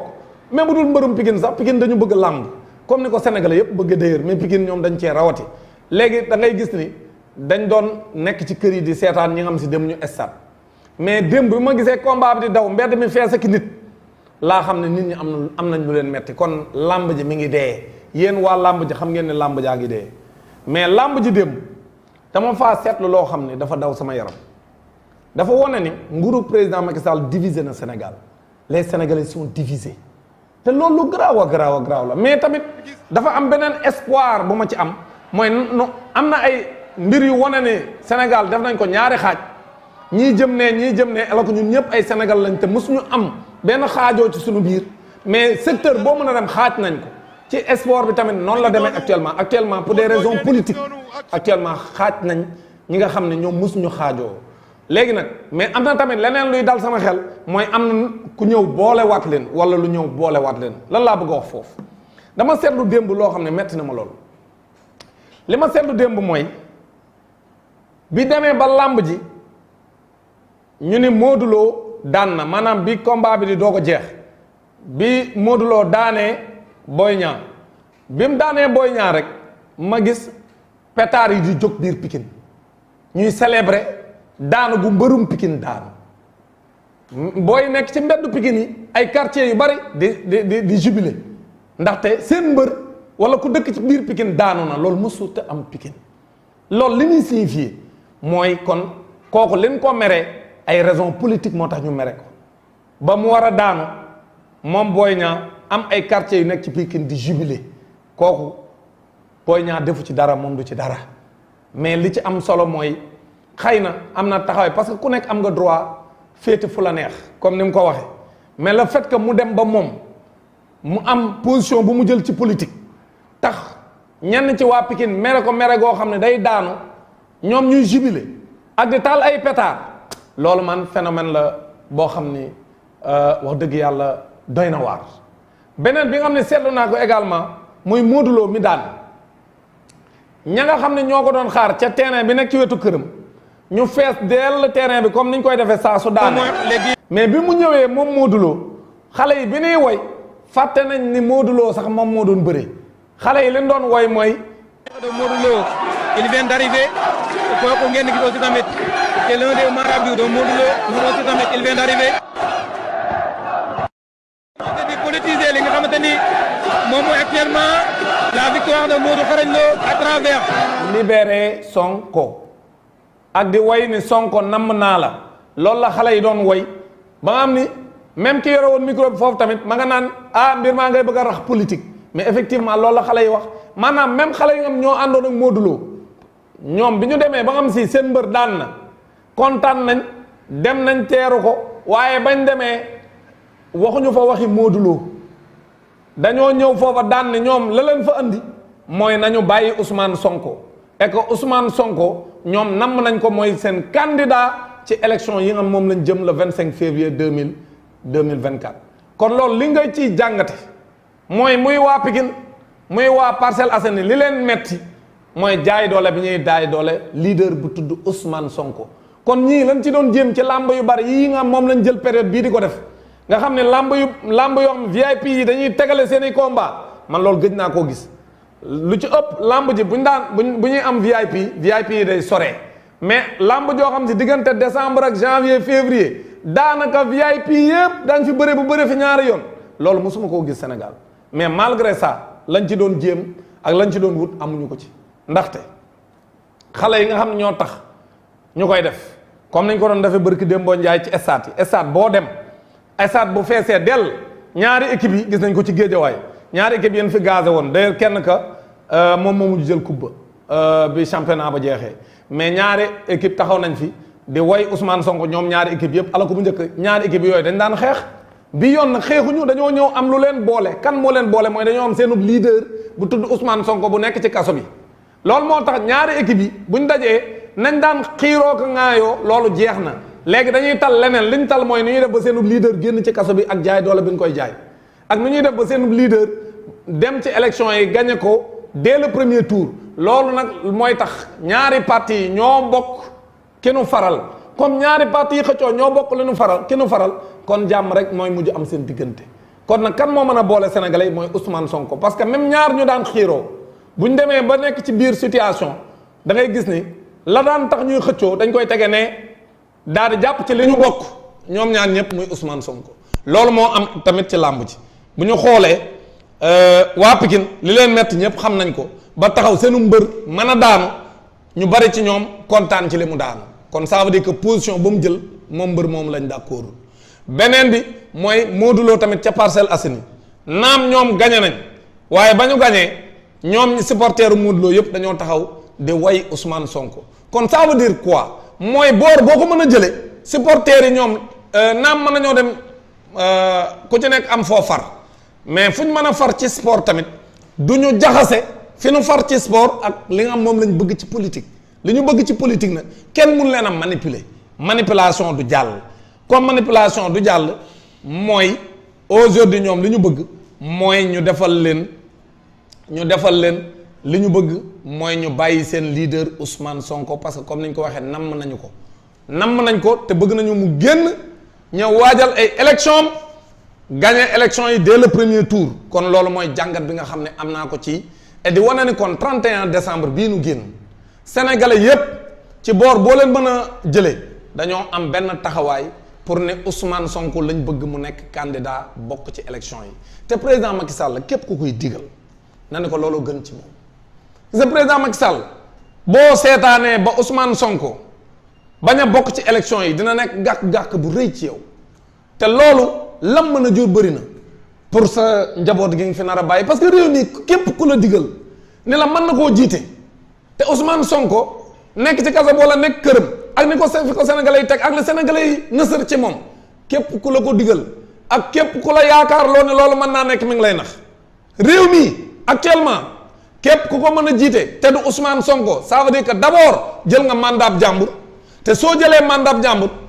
mook sàcc tamaayam mën nga koo sàcc waaye doo xam foo koy tëgge tama ji boo ko sàccee ba yóbbu ko foo koy tëgge tëgg nga du mën a nekk de donc wala tëgg moom benn tëgg lay doon tëggum sémmiñ lay doon kon nag nañ waxante dëgg képp ku lay digal na ne la bàyyil doomu jàmbur ji mu nekk candidat parce que ñun ñëpp xam nañ ni pexe yi ne lal yépp loolu moo ko waral Ousmane Sonko bu ñu ko éliminé ci élection fii def fi élection yu Ousmane Sonko bokkul loolu du élection loolu du élection du sax sélection loolu jaay doole la Ousmane Sonko dañ doon def ci moom acharnement loolu la tubaab tuddee acharnement ñu woon ko tudd singli dañ koo singli depuis 2019 ba léegi dañ koo singli gën koo baral nag bi 2021 jotee ak l'affaire Adji Sarr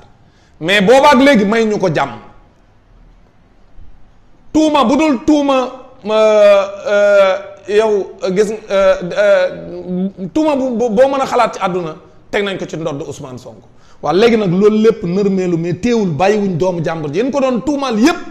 yàlla leeral lépp te man dama gëm ni Ousmane Sonko mii bu ñu xoolee leen ko fi defagun yépp bu ci ne mu ne poccet rëcc ak lu ñu ko mën a tegal rek mu ne poccet rëcc da ngay gis ni defarub yàlla la te gis nga nag sampub yàlla wala fi nee nañ boo ko bëggee sempi boo mujjuli boo moytul yow la ñuy mujj sempi ku bëgg a sempi sampub yàlla da nga mujj yow la ñuy sempi kon président Macky Sall wutal jàmm ñi lay jay naan la Ousmane Sonko ak di diaboliser Ousmane Sonko nekkul ci logique boobu Ousmane Sonko sénégalais la comme tous les autres sénégalais Ousmane Sonko nekkul ci logique gu defante bu jëlee nguur gi da koy liggéey li ngeen yaakaar du ci am te Ousmane Sonko bu jëlul nguur gi képp ku ñu fi bëgg a jox nguur gi tamit ak boor boo mën a féete mënoo koo jiite sans Ousmane Sonko xanaa yàlla soppi ni ko sénégalais yi bëggee mais nii sénégalais yi mel ci Ousmane Sonko képp ku yaakaar ni mën ngaa jiite réew mi te Ousmane Sonko nekk ci réew mi toog nga tege ko nee di jiite réew mi ci jàmm di jiite réew mi ci dal yaa ngi nax sa bopp te nag wax dëgg yàlla coono bi ñu nekk ñun Sénégal depuis 2021 depuis 2019 sax waaye depuis 2021 la ci la gën a tare depuis 2021 ba léegi Sénégal dalul Sénégal nekk ci coono ñëpp tiit ñëpp ne ci fitna mais loolu xanaa ñun bëgg nañ mu jeex xanaa ñun loolu bëgg nañ mu jeex te loolu Ousmane Sonko suñ ko tegee nee def fi élection yoo xam bokku ci maanaam képp ku ñu bëgg a jiite réew mi tamit système boobu mooy continuer maanaam subaa ngoon ñu nekk ci fitna subaa ngoon ñu nekk ci biicoo mbaalo loolu amaloon njariñ Sénégal parce que daf ñuy gën a tardeel surtout ci contexte boo xam ne sunu réew yi nga xam si ñun ak ñoom ñoo xaw a tolloo wala sax ñun ñoo leen rawoon ñu ngi commencé dem seen yoon ku ci mel ni Mali ku ci mel ni Burkina ku ci mel ni Niger avec la zone des 3 frontières bi ñu créer la monnaie du Sahel nga xam ne aujourd'hui mi ngi concurrencer monnaie yi gën a am doole ba noppi ñoom seen biir ñu ngi def ay échange ba noppi te daañ ko yaatal dans la sous-région yaatal ko dans tout le continent ba noppi yaatal ko ñoom ak occidentaux yi parce que coow lee bëri mais am na loo xam ne ñoom am nañ ko te ñoom occidentaux yi dañ koo soxla je peux donner l'exemple de l'uranium donc ku yaakaar ne mën nga leen a jaay doole tamit mënul nekk parce que ils ont des partenaires yu am doole ci àdduna bi te ñëpp xam nañ leen kon nag ñun buñ toogee fii di bii combaaloo àdduna bi yëpp di dem di def ay réformes di def ay changements di def ay choix économiques yu tax ñu mën a jëm ca kanam ñun Sénégal ñu war fee nekk après 2024 tegati Ousmane Sonko nee te Sénégal yi bëgg mu jiite leen ab système nekk fi ni Ousmane Sonko du fi jiitee di jaay doole loolu mooy dañoo bëgg a maintenir Sénégal ci xëccoo bi nga xam si moom la ñuy dund nga xam ne àdduna bi yëpp ñi ngi siñ fang Sénégal gis ne Sénégal devient la risée du monde nga xam ne moom moo doon vitrine démocratique bi léegi Sénégal képp koo xam ne tuddal nga ko Sénégal ak boor boo mën a dëkk ci àdduna bi dañ naan la yéen seen réew moom li fa xew musiba la mais président Macky Sall loolu du sa ndam et surtout que yow nee nga da nga bëgg a bàyyi nguur gi pour mettre en place une fondation boo xam si nee nga ci mbirum jàmm ngay dox ak ci mbirum koom-koom ak mbirum lënkale adduna bi mais loolu su fekkente ne yow loolu nga bëgg wax dëgg yàlla nag yow pour nga mën a taaral sa ginnaaw da ngay fexe ba réew mi jàmm nekk fi mais réew mi su fi jàmm nekkul toujours ñu lay cité wax ne li fi am ni yaa ko andi parce que ci sa nguur la Sénégalais yi bëggoon a def li ñuy def nga ne par force du fi amee jaay leen doole imposer leen koo xam ne bëgguñu ko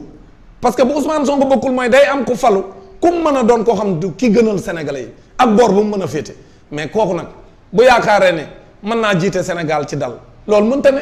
jiite réew mi ci dal te Ousmane Sonko nekk ci réew mi te sénégalais yi moom seenum réew bëgg koo dénk ki nu bëgg a dénk tudd Ousmane Sonko ñu dañ koy jaay doole du bokk mais bu bokkul musiba am moo tax ñu ne conseil constitutionnel na jël ay responsabilités ginnaaw bi ñu waxee na cour suprême également respecter loi bi parce que cour suprême moom leen koy def loo du jël ay responsabilités na respecter loi bi rek lañ ko wax comme ay avocats yi Ousmane Sonko dañoo soulever une exception d'inconstitutionnalité de l'article 260 du code pénal nga xam ne li mu wax dafa wuute ak li constitution bu Sénégal wax ñu ne léegi loolu ñu wuute ñoom avocat Ousmane Sonko yi nañ ko jébbal conseil constitutionnel pour mu àddu ci d'abord bu ci àddoo ba pare delloowaat ko cour suprême doo ko mën a àtte wala mu ñàkk àtte selon décision bay jógee conseil constitutionnel loolu nag le 4 janvier bi ngeen jàpp mënu leen a continuer di ko wéyal parce que date boobu mënatu la baax léegi fokk ngeen soppi beneen date fokk ngeen xaar ba conseil constitutionnel ngeen jébbal ko dossier boobu nga moom la leen avocat yi Ousmane Sonko jébbal yéen waa cour suprême te selon la loi organique bi nga xam si moom moo tënk cour suprême tënk conseil constitutionnel boo fekkente ne dafa am li nga xam si moom la ñuy wax exception d'inconstitutionnalité maanaam ab article boo xam si li muy wax dafa wuute ak li constitution bi wax ci matière bu mën a doon conseil constitutionnel kese moo ko mën a àtte kon yéen comme mun leen koo àtte te du yéen ay wax ndax war ndax ñoom li ñu wax taxaw na wala taxawul dëgër na wala dëgërul loolu du seen rôle comme yéen loolu du seen rôle te li conseil constitutionnel di àtte dafa am solo ci li ngeen war a àtte yéen après kon li ngeen war a def mooy ngeen respecter loi bi yéen defloowuñ leen yéen waa cour suprême dul respecter leen li yoon wax li yoon wax rek mooy mun leen a tëb li nga xam moom la avocat yi Ousmane Sonko teg mooy ni dafa am exception d'inconstitutionnalité bu ngeen ko defee rek kon li ñëpp di njort mooy loolu ngeen bëgg a def te yéen da ngeen fee war a nekk pour dire le droit yéen da ngeen a war a tëdd njaaxaanaay war leen a féete fenn yéen waa cour suprême kon li ñuy xaar ci yéen sénégalais yépp di ko xaar ci yéen mooy ngeen tëdd njaaxaanaay nag mooy comme loi bi dane bu amee exception d'inconstitutionnalité ci article bu mu mën a doon ci cour d'appel wala cour suprême bu fekkee dañ ko fa soulever seul le conseil constitutionnel moom moo compétent pour wax ci loolu addu ci loolu pour àtte ndax wuute am na ci ñaari article yoo xam si ñoom lañ teg ci table ji mooy l'article 260 du code pénal et l'article 8 de la constitution ñaari article yi li nu wax dafa wuute loolu la avocat Ousmane Sonko koy wax comme nee nañ wuute am na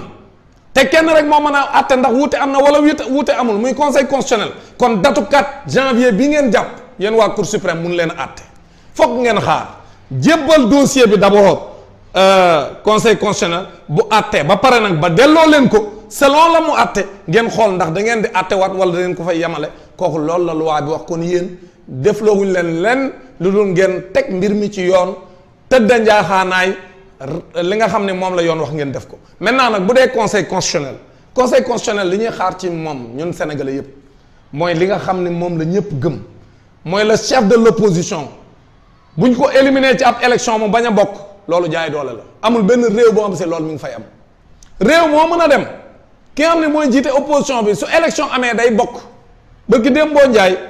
RDC élection yi fa am le chef de l'opposition dafa bokk Katoumi dafa bokk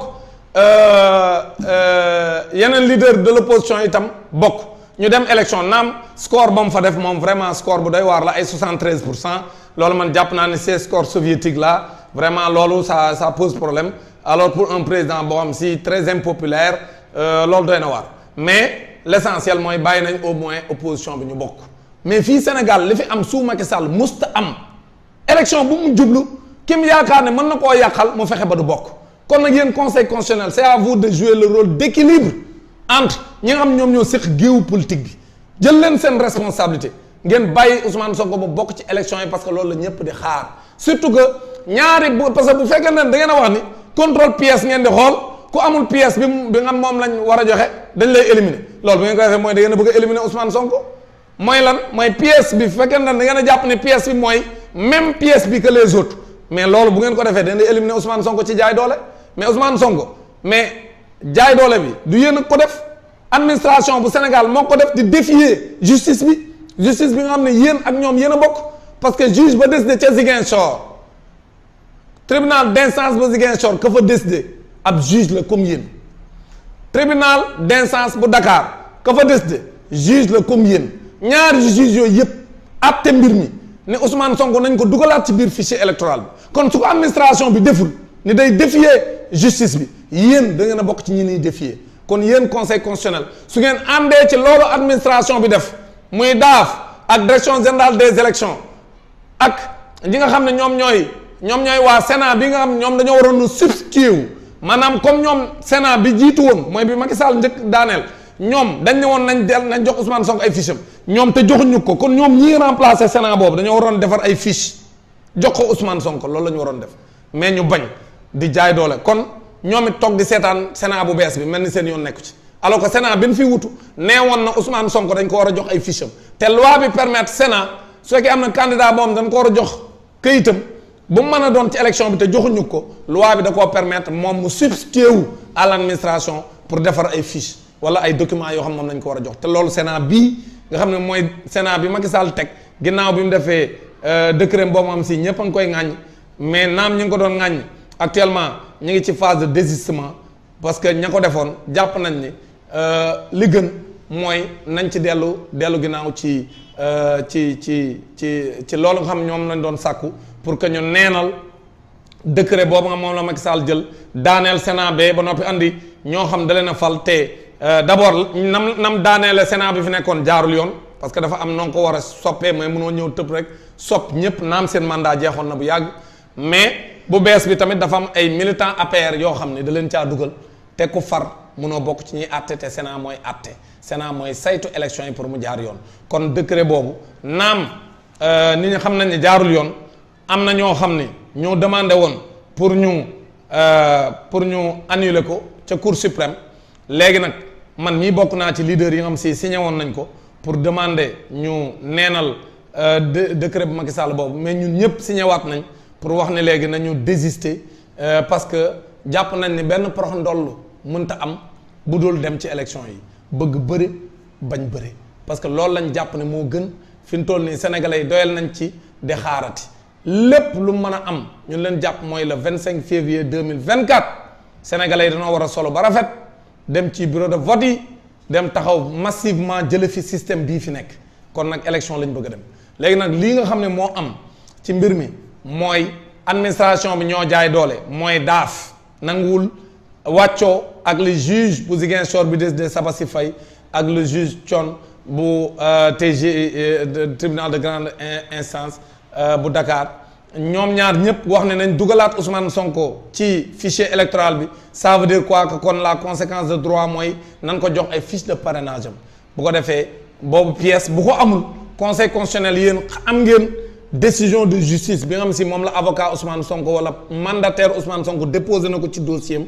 déposé waale na constat huissier bi wane ni ñoom dem nañ plusieurs fois pour jëli fiche de parrainage bu Ousmane Sonko ñu xañ ko ko c'est la même chose pour beneen pièce bi muy attestation bi ko waa CDC war a jox attestation boobu tamit am ngeen ko parce que am ngeen quittance bi wane ne Ousmane Sonko mandataire am versé na 30 millions yi ba noppi am ngeen nag beneen constat huissier buy wane ne dem nañ pour jëli attestation bi ñoom ñoo ko bañ a jox kon nag yéen am ngeen élément yépp yi wane ne pièces yi ngeen di vérifier Ousmane Sonko am na ko mais amul les mêmes pièces que les autres parce que administration ñoo ko bañ a jox te yéen am na jurisprudence en 1998 conseil constitutionnel taxaw ni këyit bi nga xam si bu ñu la ko waree jox te joxuñ la ko wala administration bi def ay rëq-rëq wala ay comportement wala mu am ay défaillance yu tax yow sa àq ak sa yelleef joxuñu la ko ba mat conseil constitutionnel jël responsabilité am valider une liste pour les élections des députés de 1998 loolu conseil constitutionnel defoon mënuñu xaar ngeen def yéen conseil constitutionnel yu yées loolu li ñuy xaar ci yéen mooy ngeen dem xool pièce par pièce ñaari pièces yooyu bu ci Ousmane Sonko amul ngeen ne am na ko parce que naam joxuñu ko mais am na luy wane ne amoon na droit am ko ci administration bi am na luy wane ne tamit dem na foofa pour jëli ko mais ñoom ñoo ko bañ a jox ñaari kayit yi bu ngeen ko xasee am yéen conseil constitutionnel mënatu leen a am lay lu dul ngeen nangu ni Ousmane Sonko kon ay pièces am mat na parce que yeneen yu dul ñaar yooyu yëpp am na ko kon nag encore une fois conseil constitutionnel jël leen seen responsabilité parce que le régime du président Macky Sall à travers l'administration du ministère de l'intérieur et du ministère des finances ñoom ñoo leen di défier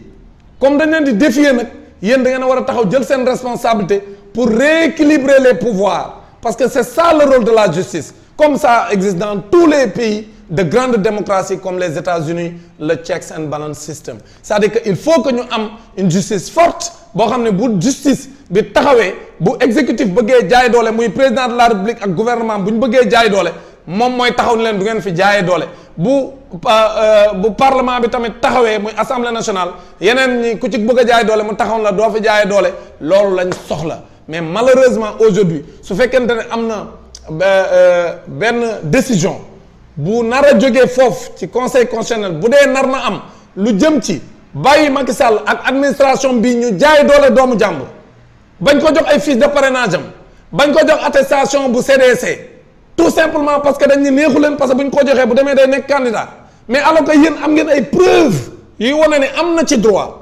am na sañ-sañu récupérer ko su ngeen ko joxul kon da ngeen koy xañ àqam ak yelleefam te Sénégalais comme tous les autres Sénégalais kon encore une fois li ñuy xaar ci yéen mooy ngeen jël seen responsabilité ngeen valider la candidature de Ousmane Sonko bu ko defee Sénégalais yi dem falal seen bopp ku ñu bëgg a fal parce que Sénégalais yi ñoo am droit fal ki ñu bëgg a fal kenn mu leen a sàkkal ku leen di jiite en 2024 maintenant maa ngi ciy profité di wax waa opposition bi yépp que lii ñuy teg Ousmane Sonko encore une fois taxaw leen ngeen xeex ko mais teg leen ci également ngeen xeex pour ñu teg fichier électoral bu leer parce que fichier bi su leerul élection yi buñ demee ba ca biir dinañ xam ne élection fichier électoral moo ko yore il faut que fichier bi ñu saytu ko élection yi 1 mois et demi moo ci des 1 mois et demi nag mun ñoo bàyyi fichier électoral bi ba léegi nii kenn yoru ko mu nekk ci loxoy président Macky Sall ak ministère de l'intérieur kon laaj leen fichier bi ñu xool fichier bi lan moo ci nekk ngeen jël seen i expert ñu xoolal leen ko bala ñoo dem ci élection parce que dañoo defoon révision exceptionnelle te lu ne wax nañ ko fi ci révision bi kon loolu beneen bi ma bëgg a dénoncer nag mooy quand j'ai rencontré des Sénégalais basés en Chine bërki dem bu ñu ñëw Sénégal fii pour feet yi ñu ne ñoom Chine duñ foofa ren parce que dañoo wax ni bureau de vote yi duñu leen ubbi parce que jàpp nañ ni bureau de vote yi Ousmane Sonko moo fay gagné loolu aussi lu garaaw a garaaw la loolu aussi tegul fenn Chine dañoo war a voter comme ñëpp loolu mooy yoon parce que ay Sénégalais fu ñu mën a nekk dañoo am droit voter loolu li muy waajal sax mooy ñeme nañoo jël yeneen pays wax ni bureau de vote dañ koy wàññi wala pour saboter pour que ñu bëri duñ voter parce que ñëpp xam nañ ni diaspora bi Ousmane Sonko la ñuy voteel bu ñu voteelee keneen ñàkk fayda lu leen keneen woon bañ koy voteel sax diaspora bu ñu voteelee keneen fu ñu koy teg Ousmane Sonko la ñuy voteel parce que Ousmane Sonko lañ am yaakaar ci moom diaspora bi Ousmane Sonko demul leen fenn ñoom ñooy jël seen alal jun liggéey mu lew leen doom di ko jox Ousmane Sonko parce que dañoo bokk ci projet bi bëgg seenum réew soppeeku ndax dañoo yërëm seen i jegeñaale yu dëkk fii Sénégal yërëm seen i jabar yërëm seen i doom yërëm seen i sët yërëm waa réew mi loolu moo tax élection bu am diaspora bi position bi muy jël day xool bi gën mu def ko bii yoon nag tànn yan mos a tànn yépp diaspora bi bii yoon mobilisation bi def mosu koo defee ni mu ko defee nii muy États-Unis muy Europe muy Asie muy Afrique foo ca mën a jël diaspora bu Sénégal niñ mobiliser woo ren mosuñu koo mobiliser yu ci benn élection c'est parce que guléet ñu am un candidat boo xam ne yaakaar gën am ci moom mosuñu koo am ci beneen leader te bis buñ ko dénkee réew mi xam nañ ni lépp dina soppeeku ci kàttanu yàlla parce que kii nu am tey bokkul ak ñi daan am donc loolu moo tax diaspora bi ñi ngi taxaw di xeex la ñu mën te ku yaakaar ne 4% lañ da ngaa xamul bu ñu diaspora bi ku xam seen incidence ci réew mi ak influence bi ñu am ci élection yi ku ci nekk am ay dëkk yoo xam ne mën nga leen a voteloo am ay mbokk ki famille yoo xam ne mën nga leen a voteloo ndaxte yow ginnaaw yàlla yow leen yaakaar mais ñooñu ku leen calculer ci 4% di leen wàññi par benn ni 4% lañ da ngaa xamul li xew kon diaspora bi ci élection yi fi amagun depuis 2000 au moins élection 2000 élection 2012 ba léegi fu diaspora bi far moom mooy gagné loolu mooy li nga xam ne moom moo am élection 2019 bi rek lañ fi gis diaspora bi taxaw ne d'accord ba noppi élection ya mujj ñu am ndam lañ ci amoon te loola ñëpp gis naa ne élection 2019 yi dara jaaru ci yoon lu bëri teguñu ko woon ci yoon candidature ya dañoo salfaañe amuloon une candidature des candidatures plurielles maanaam dañoo fexe ba limiter nombre de candidats yi à 5 bii yoon nag ku ne gis na ne tendance bi am ci conseil constitutionnel ak saytu yi ñuy def kenn mënta limiter kenn mënta limiter candidats yi mënta nekk 5 mënta nekk 6 mënta nekk 7 mënta nekk 8 il faut candidats yi bari te loolu sax xaw na nekk une stratégie de l'État parce que jàpp nañ ni deuxième tour lañ nar a dem te ñoom dañoo bëgg seeni candidat ku ci nekk mos dara bu ko defee deuxième tour ñu layale li ñuy waajal que seeni candidat ñoo votel seen mais fañ nar a daanoo mooy candidat yu bari duñ am lu mat 2%. candidat yu bari duñ am 1%. bari na fi candidat yoo xam ne daañu leen valider mais bu ñu demee kenn du leen votel parce que ñu ci bëri ay candidat système bi lañ am na ñoo xam sax yéen ñëpp yéen a ngi wax yéen sénégalais yi fan lañ jëlee ay parrain effectivement fan lañ jëlee ay parrain ñëpp xam nañ ñëpp a ngi njort fan lañ ko war a jëlee parce que ñoom kenn gis leen ñu parrainé te suñ demee ci sénégalais yi kenn du leen parrainé kon jàpp naa ne bu ñu amee ay parrain am na fu ñu jaar loolu mooy dëgg loolu ngeen jàpp noonu loolu la sénégalais yu bëri jàpp que ñii fan lañ mën a jaar ba mën a am ay parrain surtout benn ñebbe ci cin moom fan la mën a jaar ba mën a am ay parrain ak kan moo ko parrainé parce que moom leer na ma ne su demee élection du mën a am 10 000 électeurs 10 000 sénégalais yu ko voteel taxaw ci ay urne di ko voteel di jël seen xobam di ko fa dugal ah nga xam ne moom buy plaider ci ay procès sax ay yuuxu la man ak ay taaxuraan ak ak di def yëfu comédie am yëfu comédie show am yooyu muy def loolu rek la mën a def ci procès bu mu dem moom nan fan la jaar ba am ay parrain jaaxal na sénégalais yu bari mais man jaaxaluma mais li may xaar rek mooy olof yi dañ ne gone ak mbóoya xaar ko ca taatu ndaa la fi mu toll nii ku fi xale ba wuti parrain yoo xam ne leer na ni sénégalais yi parrainé wuñ la mais da ngaa wuti pexe ba ami parrain ak boor boo ko mën a jaaree say pexe boo demee ba ca élection yi ngay xam ne lépp dëgg la 10 000 sénégalais ci élection yi nu jëm yuy taxaw ci ay bureau de vote di la votel aka jafe li may tiit de mooy dem ci élection moom doo matal 5000 voix à l'échelle nationale xam nga loolu moom gàcce weesu ko te fekk déposé woon nga lu mat 44 000 parrains wala 45 000 parrains yu baax ba noppi dem ci élection mënoo am 5000 parrains bu am na ay candidats yoo xam loolu moo leen nar a dal fii daal li ñu fi bëgg a wax mooy na nit ñi dem retirer seen i carte électeur parce que commissariat yu bëri carte électeur yaa ngi fa fees del dem leen retirer ji seen i carte électeur ngeen waajal bés bu rafet bi mooy dajaloo massivement ngeen fexe ba bureau de vote bu ci nekk ngeen am fa représentant surtout zone yi ngeen xam ngeen ne ay bourrage d'urne lañ fay jéem a def loolu bu leen ko nangu tey bu leen ko nangu ëllëg bii yoon fexe leen ba bureau de vote par bureau de vote yépp na fa candidat anti système bi nga xam ne moo tudd Ousmane Sonko am ay représentant su fa amee ay représentant kenn du mën a def benn njuuj njaaj ñu dem ci élection yi ñu bàcc leen bàcc yu leer nañ kon nag loolu pour ngeen mën koo am fichier électoral bi nañ ko saytu beneen bi nañ am ay représentants dans tous les bureaux de vote bu mu am benn bureau de vote bu rëcc beneen bi mooy na nit ñi dem retirer seen carte électeurs yi massivement ba noppi denc ko ca seen waxande denc bu sori bu neen ko photocopier sax di génn photocopie bi parce que léegi mën ngeen dem photocopier ko plastifier ko di génn photocopie plastifier bi léegi nag moom carte électeur bi nga xam mook sa carte d'identité ñoo ànd nga dem denc ko sa waxande denc bu waxande ngeen koy def boo xam ne da ngeen koy lëmës am na benn waay bu ko wane ci saagam ni mu koy lëmëse noonu mu leen woon baax na ngeen lëmës ko lëmës bu sori ba nga xam ne benn janax du man ci moom dara ndaxte carte yi nag danoo oyof tool presque ay këyit dong lañ bu ko defee ngeen denc leen denc bu sori waajal élection yi incha allah le 25 février 2024 ngeen génn sol lu rafet yéen ñëpp dem taxaw rang-rang bu rafet ci bureau de vote yi voter massivement pour Ousmane Sonko 5e président de la République du Sénégal bu ko defee mu ñëw joyantiwaat réew mi tegaat ko ci yoon loolu la ñuy xaar ci yéen. waaw léegi nag ma tëjee ñi nga xam ne ñoom laa tuddee la presse du système ma tëjee donc la revue de presse du système la revue de presse du système mooy journaux yi nga xam ne si nguur gi leen fi nekkaluñ fi askan wi nekkaluñu fi lu dul ay propagande ñu bëri ci ñoom ci propagande la ñuy xëy suba la ñuy xëy ngoon la ñuy gont ci la ñuy xëy di ci gont parce que nag réew mi bu fekkente ne dara xew na fi au lieu ñu wax ci li sénégalais yi bëgg wax ci li nga xam ne moom lañ gis ci penc mu xew fi ëpp fi solo ñuy dem di wax ci leneen parce que lu nit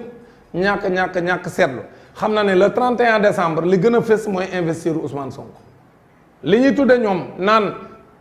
investir en ligne du woon investir en ligne parce que télévision bi ëpp doole muy Walfadjri moom moo ko doon teg en direct site yi ëpp doole Sénégal yépp teg nañ ko site yi nga am ñoo fi ëpp doole amul benn site bu ko tegul en direct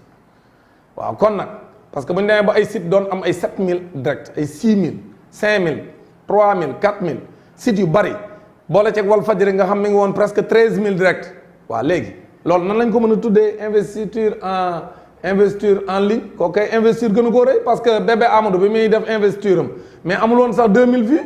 kenn seetaanu ko site yi bëri nanguñ koo reprendre man am na ñu ma laaj ñu ne ma non ñun suñu site du reprendre koo xam ne kenn du la seetaan donc kenn seetaanul Amadou Ba bi muy def investiram Ousmane Sonko def investiram bu ñu ñoqali woon sax Macky Sall kenn du ko seetaan parce que moom Macky Sall bi muy def discours am na sax ñu def comparaison bi presque site yi ko doon jël yëpp mun ñoo am 1000 vues alors que site yi doon jël 1 heure de temps avant ñu ngi doon am ay 4000 5000 6000 vues loolu leer naa ñuy wër di wax leneen donc cette presse du système doit arrêter presse du système bi mun leen a fexe ba jant bi leer nañ ñi ngeen ni gisu leen ko jant bi leer nañ nag mooy Ousmane Sonko la Sénégalais yi bëgg Ousmane Sonko la Sénégalais yi bëgg mu bokk ci élection yi falu pour joyantiwaat réew mi yéen seen i journaux bu ngeen dee bind ngeen koy esquiver di wax ci leneen comme si yéen yëgu leen li xew nag war ngeen koo yëg parce que xam ngeen ni yéen a ko tey sax li ngeen def xam ngeen ni Ousmane Sonko moom majoritaire Ousmane Sonko la Sénégalais yi bëgg a fal mais da ngeen di ñëw di wax ci leneen donc li nga xam ni moom la presse bi tey wax bëgg naa cee ñëw rapidement pour commencer d'abord ci hécatombe au conseil constitutionnel la fa xew du hécatombe man jàpp naa ni candidat yi nga xam si ñoom ñoo génn gun logique na pour ñu génn man loolu laay wax dëgg yàlla ñi nga xam ne jox nañ leen ay parrain tamit nit ñi xam nañ ñi leen jox bañu jàll parce que quand même comme ni ma ko waxee benn ñebe cin kenn xaarul woon ci moom muy am ay parrain te am na ay parrain mais maanaam bu fekkente ne dafa bokk ci système bi waa système bi jàppale ko moom pour mu am ay parrain loolu xel mën na ko nangu parce que moom ci système bi la bokk mais ña nga xam ne amuñu woon dara aussi waajaluñu woon dara buñ demee duñu am ay parrain loolu c'est normal léegi buñ ñëwee ci beneen bi mooy beneen journal bi bés bi lu mu wax dani mot sage à la nation Macky Sall li mu wax ci discours am man seetaanu ma lépp parce que dañ maa jox texte bi rek ma xool les grandes lignes mais man jàpp naa ni xoppaate ba am na ci texte bi ma ko liiree parce que man wax dëgg yàlla seetaanu ma ko mais bi ma liiree discours bi gis naa ne xoppaate yu bëri am na fa alors que yow booy dem jëru ngay xoppaate booy jiiteem réew di xoppaatee ka jaay doolee ka duma ka tëje ba jeexal sa nguur dese ñaari weer yu manqué yow booy dem da ngaa war a wut jàmm mais Macky Sall discours am bi man gisuma ci benn sagesse parce que gis naa ne jaay doole baa ca ëpp ak nappaate xoppaate alors que moom li mu waroon a wax mooy yéen ñëpp bokk leen sénégalais yi fal leen ku ngeen bëgg a fal man maa ngi dem sama yoon loolu moom lañ doon xaar ci moom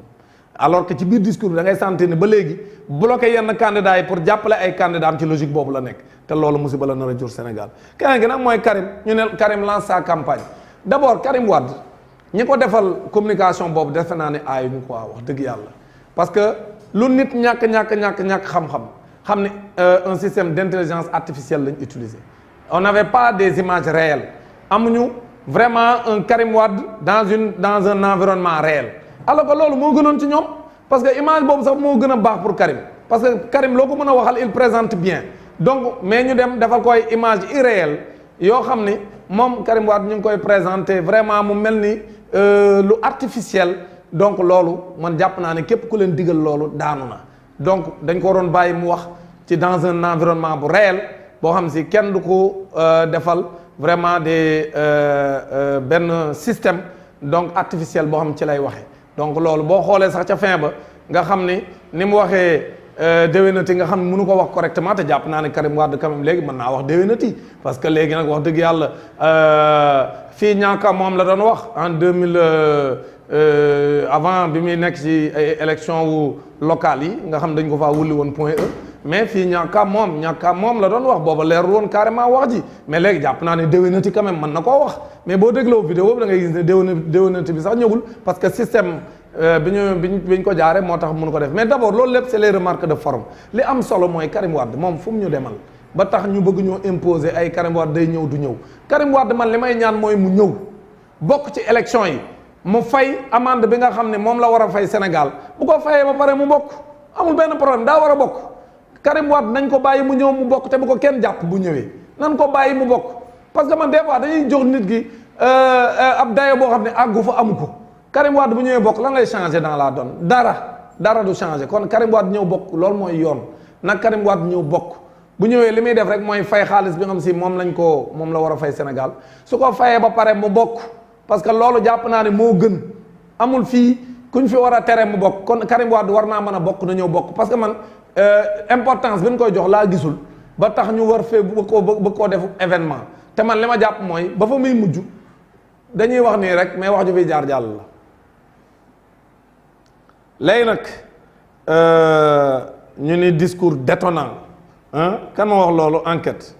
yéen xam naa ni day na bëgg a jàppale waa ji rek mais xam ngeen ni fii moom discours détonnant peut-être kenn moo ko fii def muy Ousmane Sonko wala ñi nga xam ne ñoo investi Ousmane Sonko ñoom ñoo ko fi def ci week-end bi wala ci 31 décembre mais keneen def ko fi. Les Échos lu mu wax 3 candidats admis d'office 2 au second tour le reste recalé Macky Sall fait un adieu émouvant lan moo ci émouvant lan moo émouvant ci discours bi lan est-ce que yéen sénégalais ñoo leen wax ne biñ ko seetaanee pare danoo jooy est-ce que seetaan nañ ko sax yéen sénégalais dañ koo seetaan bay jooy lan moo ci émouvant par rapport à quoi yow ñu dénk la réew 12 ans bilan bi nga def nekk bilan bu négatif boo xam ne ñëpp xam nañ ni ndóol fa nga ko fekkoon da ngaa gën a ndóolal sénégalais yi université bi fi nekkoon da ngaa dem daal di koy tëj ba xale yi amuñu fu ñu jànge école yi njàng mi baaxul hôpitaux yi boo fa demee doo mën a faju indice de développement humain bi dafa wàcc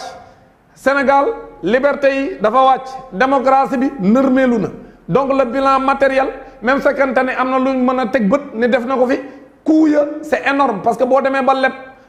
dettu Sénégal toll ci 14 000 milliards nga xam ne li ñu leb kenn xamul nu mu toll kenn du ci wax mais nit ki bala ngaa wax lim liggéey da ngay wax moom ñaata la yoroon ci xaalis boobu moom bu demee ñun ñoo koy fay ñun sénégalais yi bis bu demee moom Macky Sall fii ak ñaari weer bu demee xaalis bi mu leb di def lii nga naan ñu naan baax na ay TER ak i BRT ki ay stade loolu la fi def de ay stade la fi def ak TER ak BRT léegi leneen lan la fi def li des day séddale xaalis nee na ay bourse familiale ak yooyu nga xam ne xaalis kenn du ko séddale xaalis da nga koy jox nit ñi ñu liggéey donc mu nekk un système boo am si dafay yàq te suñuy milliards ba war a dem ñu taxaw naan moom il a fait un bilan élogieux il a fait un bilan matériel extraordinaire bilan matériel beeg immatériel beeg yépp benn baaxu ci bërki Dembo Ndiaye nee naa leen ab coalition bu bëgg a def investir moom président Macky Sall ànd ak préfet bu Dakar ñu ne du fi amee kooku ci ngay waaj a dem fii ak ñaari weer te ne yow jàmm ngay wut kon jàpp naa ni yéen presse bi li ngeen war a wax waxu leen ko ngeen war a wax mooy njombe liñ teg Ousmane Sonko di ko jaay doole depuis lors investir bii yéen ñëpp a waroon a xëy tiitee ko te kenn ñu bëri ci yéen def leen ko Macky exhibe ses trophées yan trophée la am xanaa seen trophée yéen a gis trophée yi ñun Sénégalais yi gis ñuy trophée mooy nga am ndam ci dara ana ndam lu mu am fan la jëlee Sénégal yóbbu ko fenn ci benn secteur tey la baykat yi gën a ndóol baykat yi tey jii ñu ngi li jëndee seen kilo gerte moins de 300 francs alors que bu ñu jaayee kilo gerte mun cee jënd kilo ceeb te bu njëkk baykat da daan jaay kilo gerte jënd ci ñaari kilo yi ceeb léegi nag baykat bu jaayee kilo gerte mun cee jënd benn kilo ceeb waaw léegi bu ñu demee ba kilo ceeb di jar 500 francs baykat bi ñu ne ko da ngay jaayee sa gerte lu mat 240 wala 250 francs baykat yi ñoom ñëpp fi doon ñu ngi téye seen gerte mun ñu koo jaay waaw te ñu ngi sonn amuñu luñ dunde waaw léegi nag yow mbay mi yàqu na njàng mi yàqu na paj mi yàqu na koom-koom bi yàqu na alalu nit ñi dem nga leb alal joo xam ne fañ koy fayee suñuy sët-sëtaat ñoo nar a sonn pour fay ko liberté amatul démocratie bi nërmeelal nga ko mais léegi loolu kooku ana trophée yi man damaa bëgg presse bi bind lii ana trophée yi duñu wax trophée yi fu mu ne ñun ñu dem jëli ko oui ñu ne Walf Quotidien mu ni investir de Sonko Pastef au forceps waaw loolu de mën nañ koo wax moom siège ba dee nga ne Ousmane Sonko ca waroon a toog waaw gis naa sax benn journal moom jëli na photo Ousmane Sonko ñëw teg ko fa mais ñun loolu def la wuñ ko Ousmane Sonko ñëwul Ousmane Sonko ma nga ca prison ba ñun danoo wane siège bi wane ne siège bii la waroon a toog te dañ koo jaay doole bu ñu ko jaay woon doole siège bii ñu fi bàyyi moom la waroon a toog ñoom Walf Quotidien wax nañ dëgg donc dañoo defi pexe ba dem def investir Ousmane Sonko te waruñu def benn pexe parce que ñoom au moment wu ñu nuy tere booba Amadou Ba ña ngi koy bàyyi muy dem di inaugurer ay BRT boo xam si yeggagul boo xam ne pareegul waaw BRT boo xam ne pareegul moom la dem di jéem a inaugurer di meetingaale ca mbedd ma te kenn newul menace de trouble à l'ordre public Ousmane Sonko war a def investir am ci place boo xam dafa fermé nga war a jël ay takk der ñëw encercler ko bàyyi ko mu def li mu bëgg a def nga ne ko doo ko fi defee parce que yow soo ko fi defee da nga may yàqal c'est la même chose Macky à cœur ouvert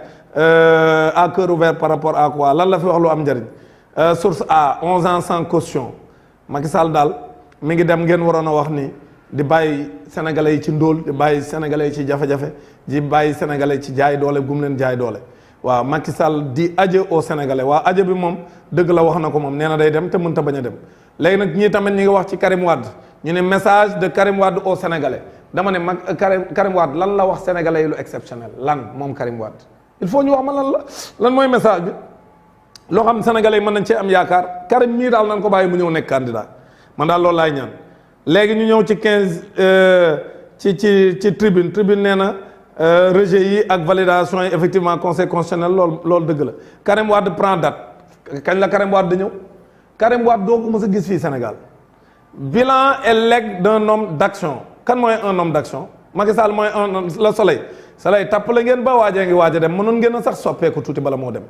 yéen waa soleil da ngeen a tappale ba waaj yi dem waroon ngeen a mën a sax au moins les derniers instants du régime de Macky Sall ngeen joyanti waat tegaat ko ci yoon xoolal ma lii rek bilan et legs d'un homme d'action lan la fi def libération moom noonu la wax libération sax au moins wax na ci Jean Niang bi nga xam ne man Jean Niang nga xam ne ña ngi ko rey ci Atlanta aux États-Unis man jàpp naa ne Macky Sall waroon na cee wax lii moom da un Sénégalais froidement abattu ngay def discours à la nation man jàpp naa ne loolu waroon na cee wax pour marsawu Sénégalais marsawu ak njabootam yeneen journaux yi mooy journaux yi nga xam kenn xamu leen yii journaux nga xam kenn xamu leen ñoom moom duñ tiire sax ñoom dañuy defar seen une rek bu ñu defaree seen une attaqué kenn bëgg a attaqué jaay seen une bu ñu pare nañ ci mooy ñii gis nga leen ñii ñoom jëruñoo wax sax parce que soo leen tuddee da nga leen siiwal boo leen tuddee rek da nga leen di siiwal Karim décline ses ambitions lii quotidien tappale Karim Wade officiellement sur la scène nan la Karim Wade nekk officiellement sur la scène xaar ma lire ñoom lu ñu bind sax je me présente avec la ferme intention de restaurer la fierté mu ne fierté la fierté nationale mooy lan mooy te noo gaaw danoo yàkkamtee tappale ba lépp lu ñuy bind du baax ci tappale la ñuy xëy di ci gont danoo yàkkamtee tappale ba li ñuy bind du baax xoolal lii rek je me présente avec la ferme intention de restaurer la fierté nationale lii quotidien nee na fierté nationale mais non ça dañuy yàkkamti ba teg na boo demee ci kiosque yi doo fa am boo fa bëggee journal bi doo ko am je m'engage à placer l'intérêt du pays au-dessus de tout Karim daal ñu ngi koy xaar mu ñëw man jàpp naa dañ ko war a bàyyi mu nekk candidat ñi ñëpp daal ci tappale lañ nekk mais nag la presse internationale au moins parce que ñi ñëpp ñoo bokk liñ bind ñoom ñëpp fee lañ tegee ki nga xam ne moom la ñu war a wax nga xam ne ñëpp xam nañ ni moom moo yore doole ji léegi waxuñ ci di dem di wax ci leneen léegi nag damay indi au moins presse internationale bi la presse internationale au moins ñoom wax nañ ci Ousmane Sonko voilà la presse internationale tappalekatu France bi sax wax na ci Le Monde le journal Le Monde moom nee na au Sénégal l'opposant emprisonné Ousmane Sonko investi candidat à la présidentielle par son camp voilà un bon titre la raison lii moo xewoon ci Sénégal lii moo jar a titré malgré que Le Monde journal tappalekat la de propagande pour la France mais fii li mu fi wax dëgg la waaw donc on a installé officiellement Ousmane Sonko il a été investi par son camp mais dans la douleur loolu j'espère que bind nañ ko il a été installé dans la douleur voilà donc vraiment que ñoom seen article bi dugguma ba ci biir mais jàpp naa ni li ñu wax dëgg la que le meeting avait été interdit mais def nañ seen kéemtalaay kattan ba moom camp investir nañ ko kii moom au moins teg na ko ci yoon mooy le journal Le Monde beneen journal également mooy journal AA bi lu mu wax dañuy Sénégal privé d'investiture populaire Ousmane Sonko investi candidat par ses alliés gis nga presse étrangère bi ni ñu mënee sunu gars yi ñoom ñee ci tappale la ñuy xëy ci la ñuy gont ñii sax daa ñuy tappale mais lu ñuy tappale dina am foo xam daañu wax dëgg gi mais ñii lii nu wax mooy dëgg c'est-à-dire Ousmane Sonko a été investi par ses alliés yi ñoo dem mooy les 29 formations ñoom ñoo dem investir ko doo dégg benn journal du Sénégal dem wax ko correctement naan Ousmane Sonko a été investi en ligne xolom bii tappale kon lan mooy investir en ligne boo nee Ousmane Sonko a été investi en ligne mooy que par la voie digitale virtuelle kese lañ ko defee mais du loolu on l'a fait en présentiel dans une salle lañ toog def ko benn salle bu mag boo xam ni ñun ñoo am suñuy pexe ba dem wuti ab salle bu mag boo xam fa lañ ko defee biñ ñu teree hôtel donc loolu moo am donc lii mooy dëgg léegi nag mu ne 29 partis l'ont officiellement désigné candidat de la coalition Sonko président 2024 lors d'une cérémonie d'investiture tenue dans un lieu privé de Dakar voilà lii dëgg la c'était dans un lieu privé de Dakar kii presse étrangère ñoom it teg nañ ko ci yoon léegi ñu ñëw ci beneen presse étrangère Nouvelle Aube ñu ni Sénégal privé d'investiture populaire Ousmane Sonko investi candidat par ses alliés moom it il dit la même chose donc li nga xam ne moom moo am mu ne Lacoste moom moo ko investir mooy les candidats les leaders alliés du candidat Ousmane Sonko Lacoste ñoom ñoo investir Ousmane Sonko ànd ko nag ak la coalition Sonko président effectivement pour wane ne Ousmane Sonko mooy candidat bu mag bi incha allah dana mobiliser les Sénégalais autour de sa personne pour réaliser le meilleur score qu'aucun candidat n'a jamais réalisé au Sénégal mu gagner les élections dès le premier tour loolu mooy li nga xam moom la ñëpp di xaar donc encore une fois boo xoolee fii daal la presse la ñoom ñëpp ci même titre yi lañ def nekk di titre loo xam ne ça n'a rien à voir ak li nga xam ne moom moo am sur le terrain loolu nag du lu bees parce que ñoom yàgg nañ ko def ci loolu la ñuy xëy ci la ñuy gont parce que fii daal benn presse laa fi gis benn journal ci ñoom laa fi gis muy yor journal bu baax bi yor journal bu baax moom nee na Sonko symbole de la résistance de l'endurance et de la résilience investi par 29 formations politiques macha allah donc yéen tamit vraiment gis naa ni li ngeen titre baax na parce que loolu moo am sénégalais yi li nu bëgg mooy Ousmane Sonko nekk candidat en 2024 ñu dajaloo nekk wenn say dem au niveau du Sénégal comme au niveau de la diaspora nit ñi àndandoo nekk benn say bu ko defee ñu fal Ousmane Sonko 5e président de la République du Sénégal mu tegaat réew mi ci yoon sunu contrat tappale yépp mu tegaat ko ci table ñu waxtaane waat ko du ni day dàq tubaab yi waaye tubaab yi ni ñuy tibbee sunu alal day jeex takk ñu jël alal ji delloo ko sénégalais yi ba ndóol gi fi nekk jeex ba sénégalais yi dootuñu jaar ci ay géej di dem di deewi parce que dañoo bëgg a dem wuti liggéey feneen ndax Sénégal amul liggéey Sénégal yàlla wàccoon na ak ñun lépp li nu soxla am na ci réew mi li nu manqué rek mooy njiit lu baax te sénégalais yi teg nañ seen bët ci njiit li nga xam ne jàpp nañ ni baax na léegi li nu bëgg rek mooy ñu bàyyi leen ñu fal ko bu ko defee bu ñëwee ñu surveiller ko ànd ak moom encadré ko pour que mu tegaat lépp ci yoon def réforme yi ci justice réforme ci santé réforme ci njàng mi réforme ci mbay mi réforme ci napp gi réforme ci secteurs yi yépp ñoŋalaat sunu démocratie liberté yi ñu gën koo yaatal bu ko defee sama mbokk moodu yi nga xam ne ñu bëri ñoom ñoo ñëw te noo jàpp ne bu ñëwee du leen di jàpp ndax te pourtant defuñu dara lu ñuy tereel dul taxaw di xeexal seen réew ak gis benn leader bu tudd Ousmane Sonko ñu ne moom lañ bëgg dénk seen réew bañ leen di jaay doole kon loolu lépp bu defee dina jeex bu ko defee ñu amaat am réew moo xam ne ku nekk di nga fier ci dëkk fi ci réew mi ku nekk di nga fier ci ñëw investir ci li nga am ku nekk di nga fier ci vraiment ñëw saafonteeg ñi nga xam ñoom nga fi bàyyi woon ñi fi nekk tamit kenn dootul demati beneen réew parce que lépp li ñu soxla day am sunum réew lii daal lañ jàpp ni moom mooy enjeu wu élection yi nu jëm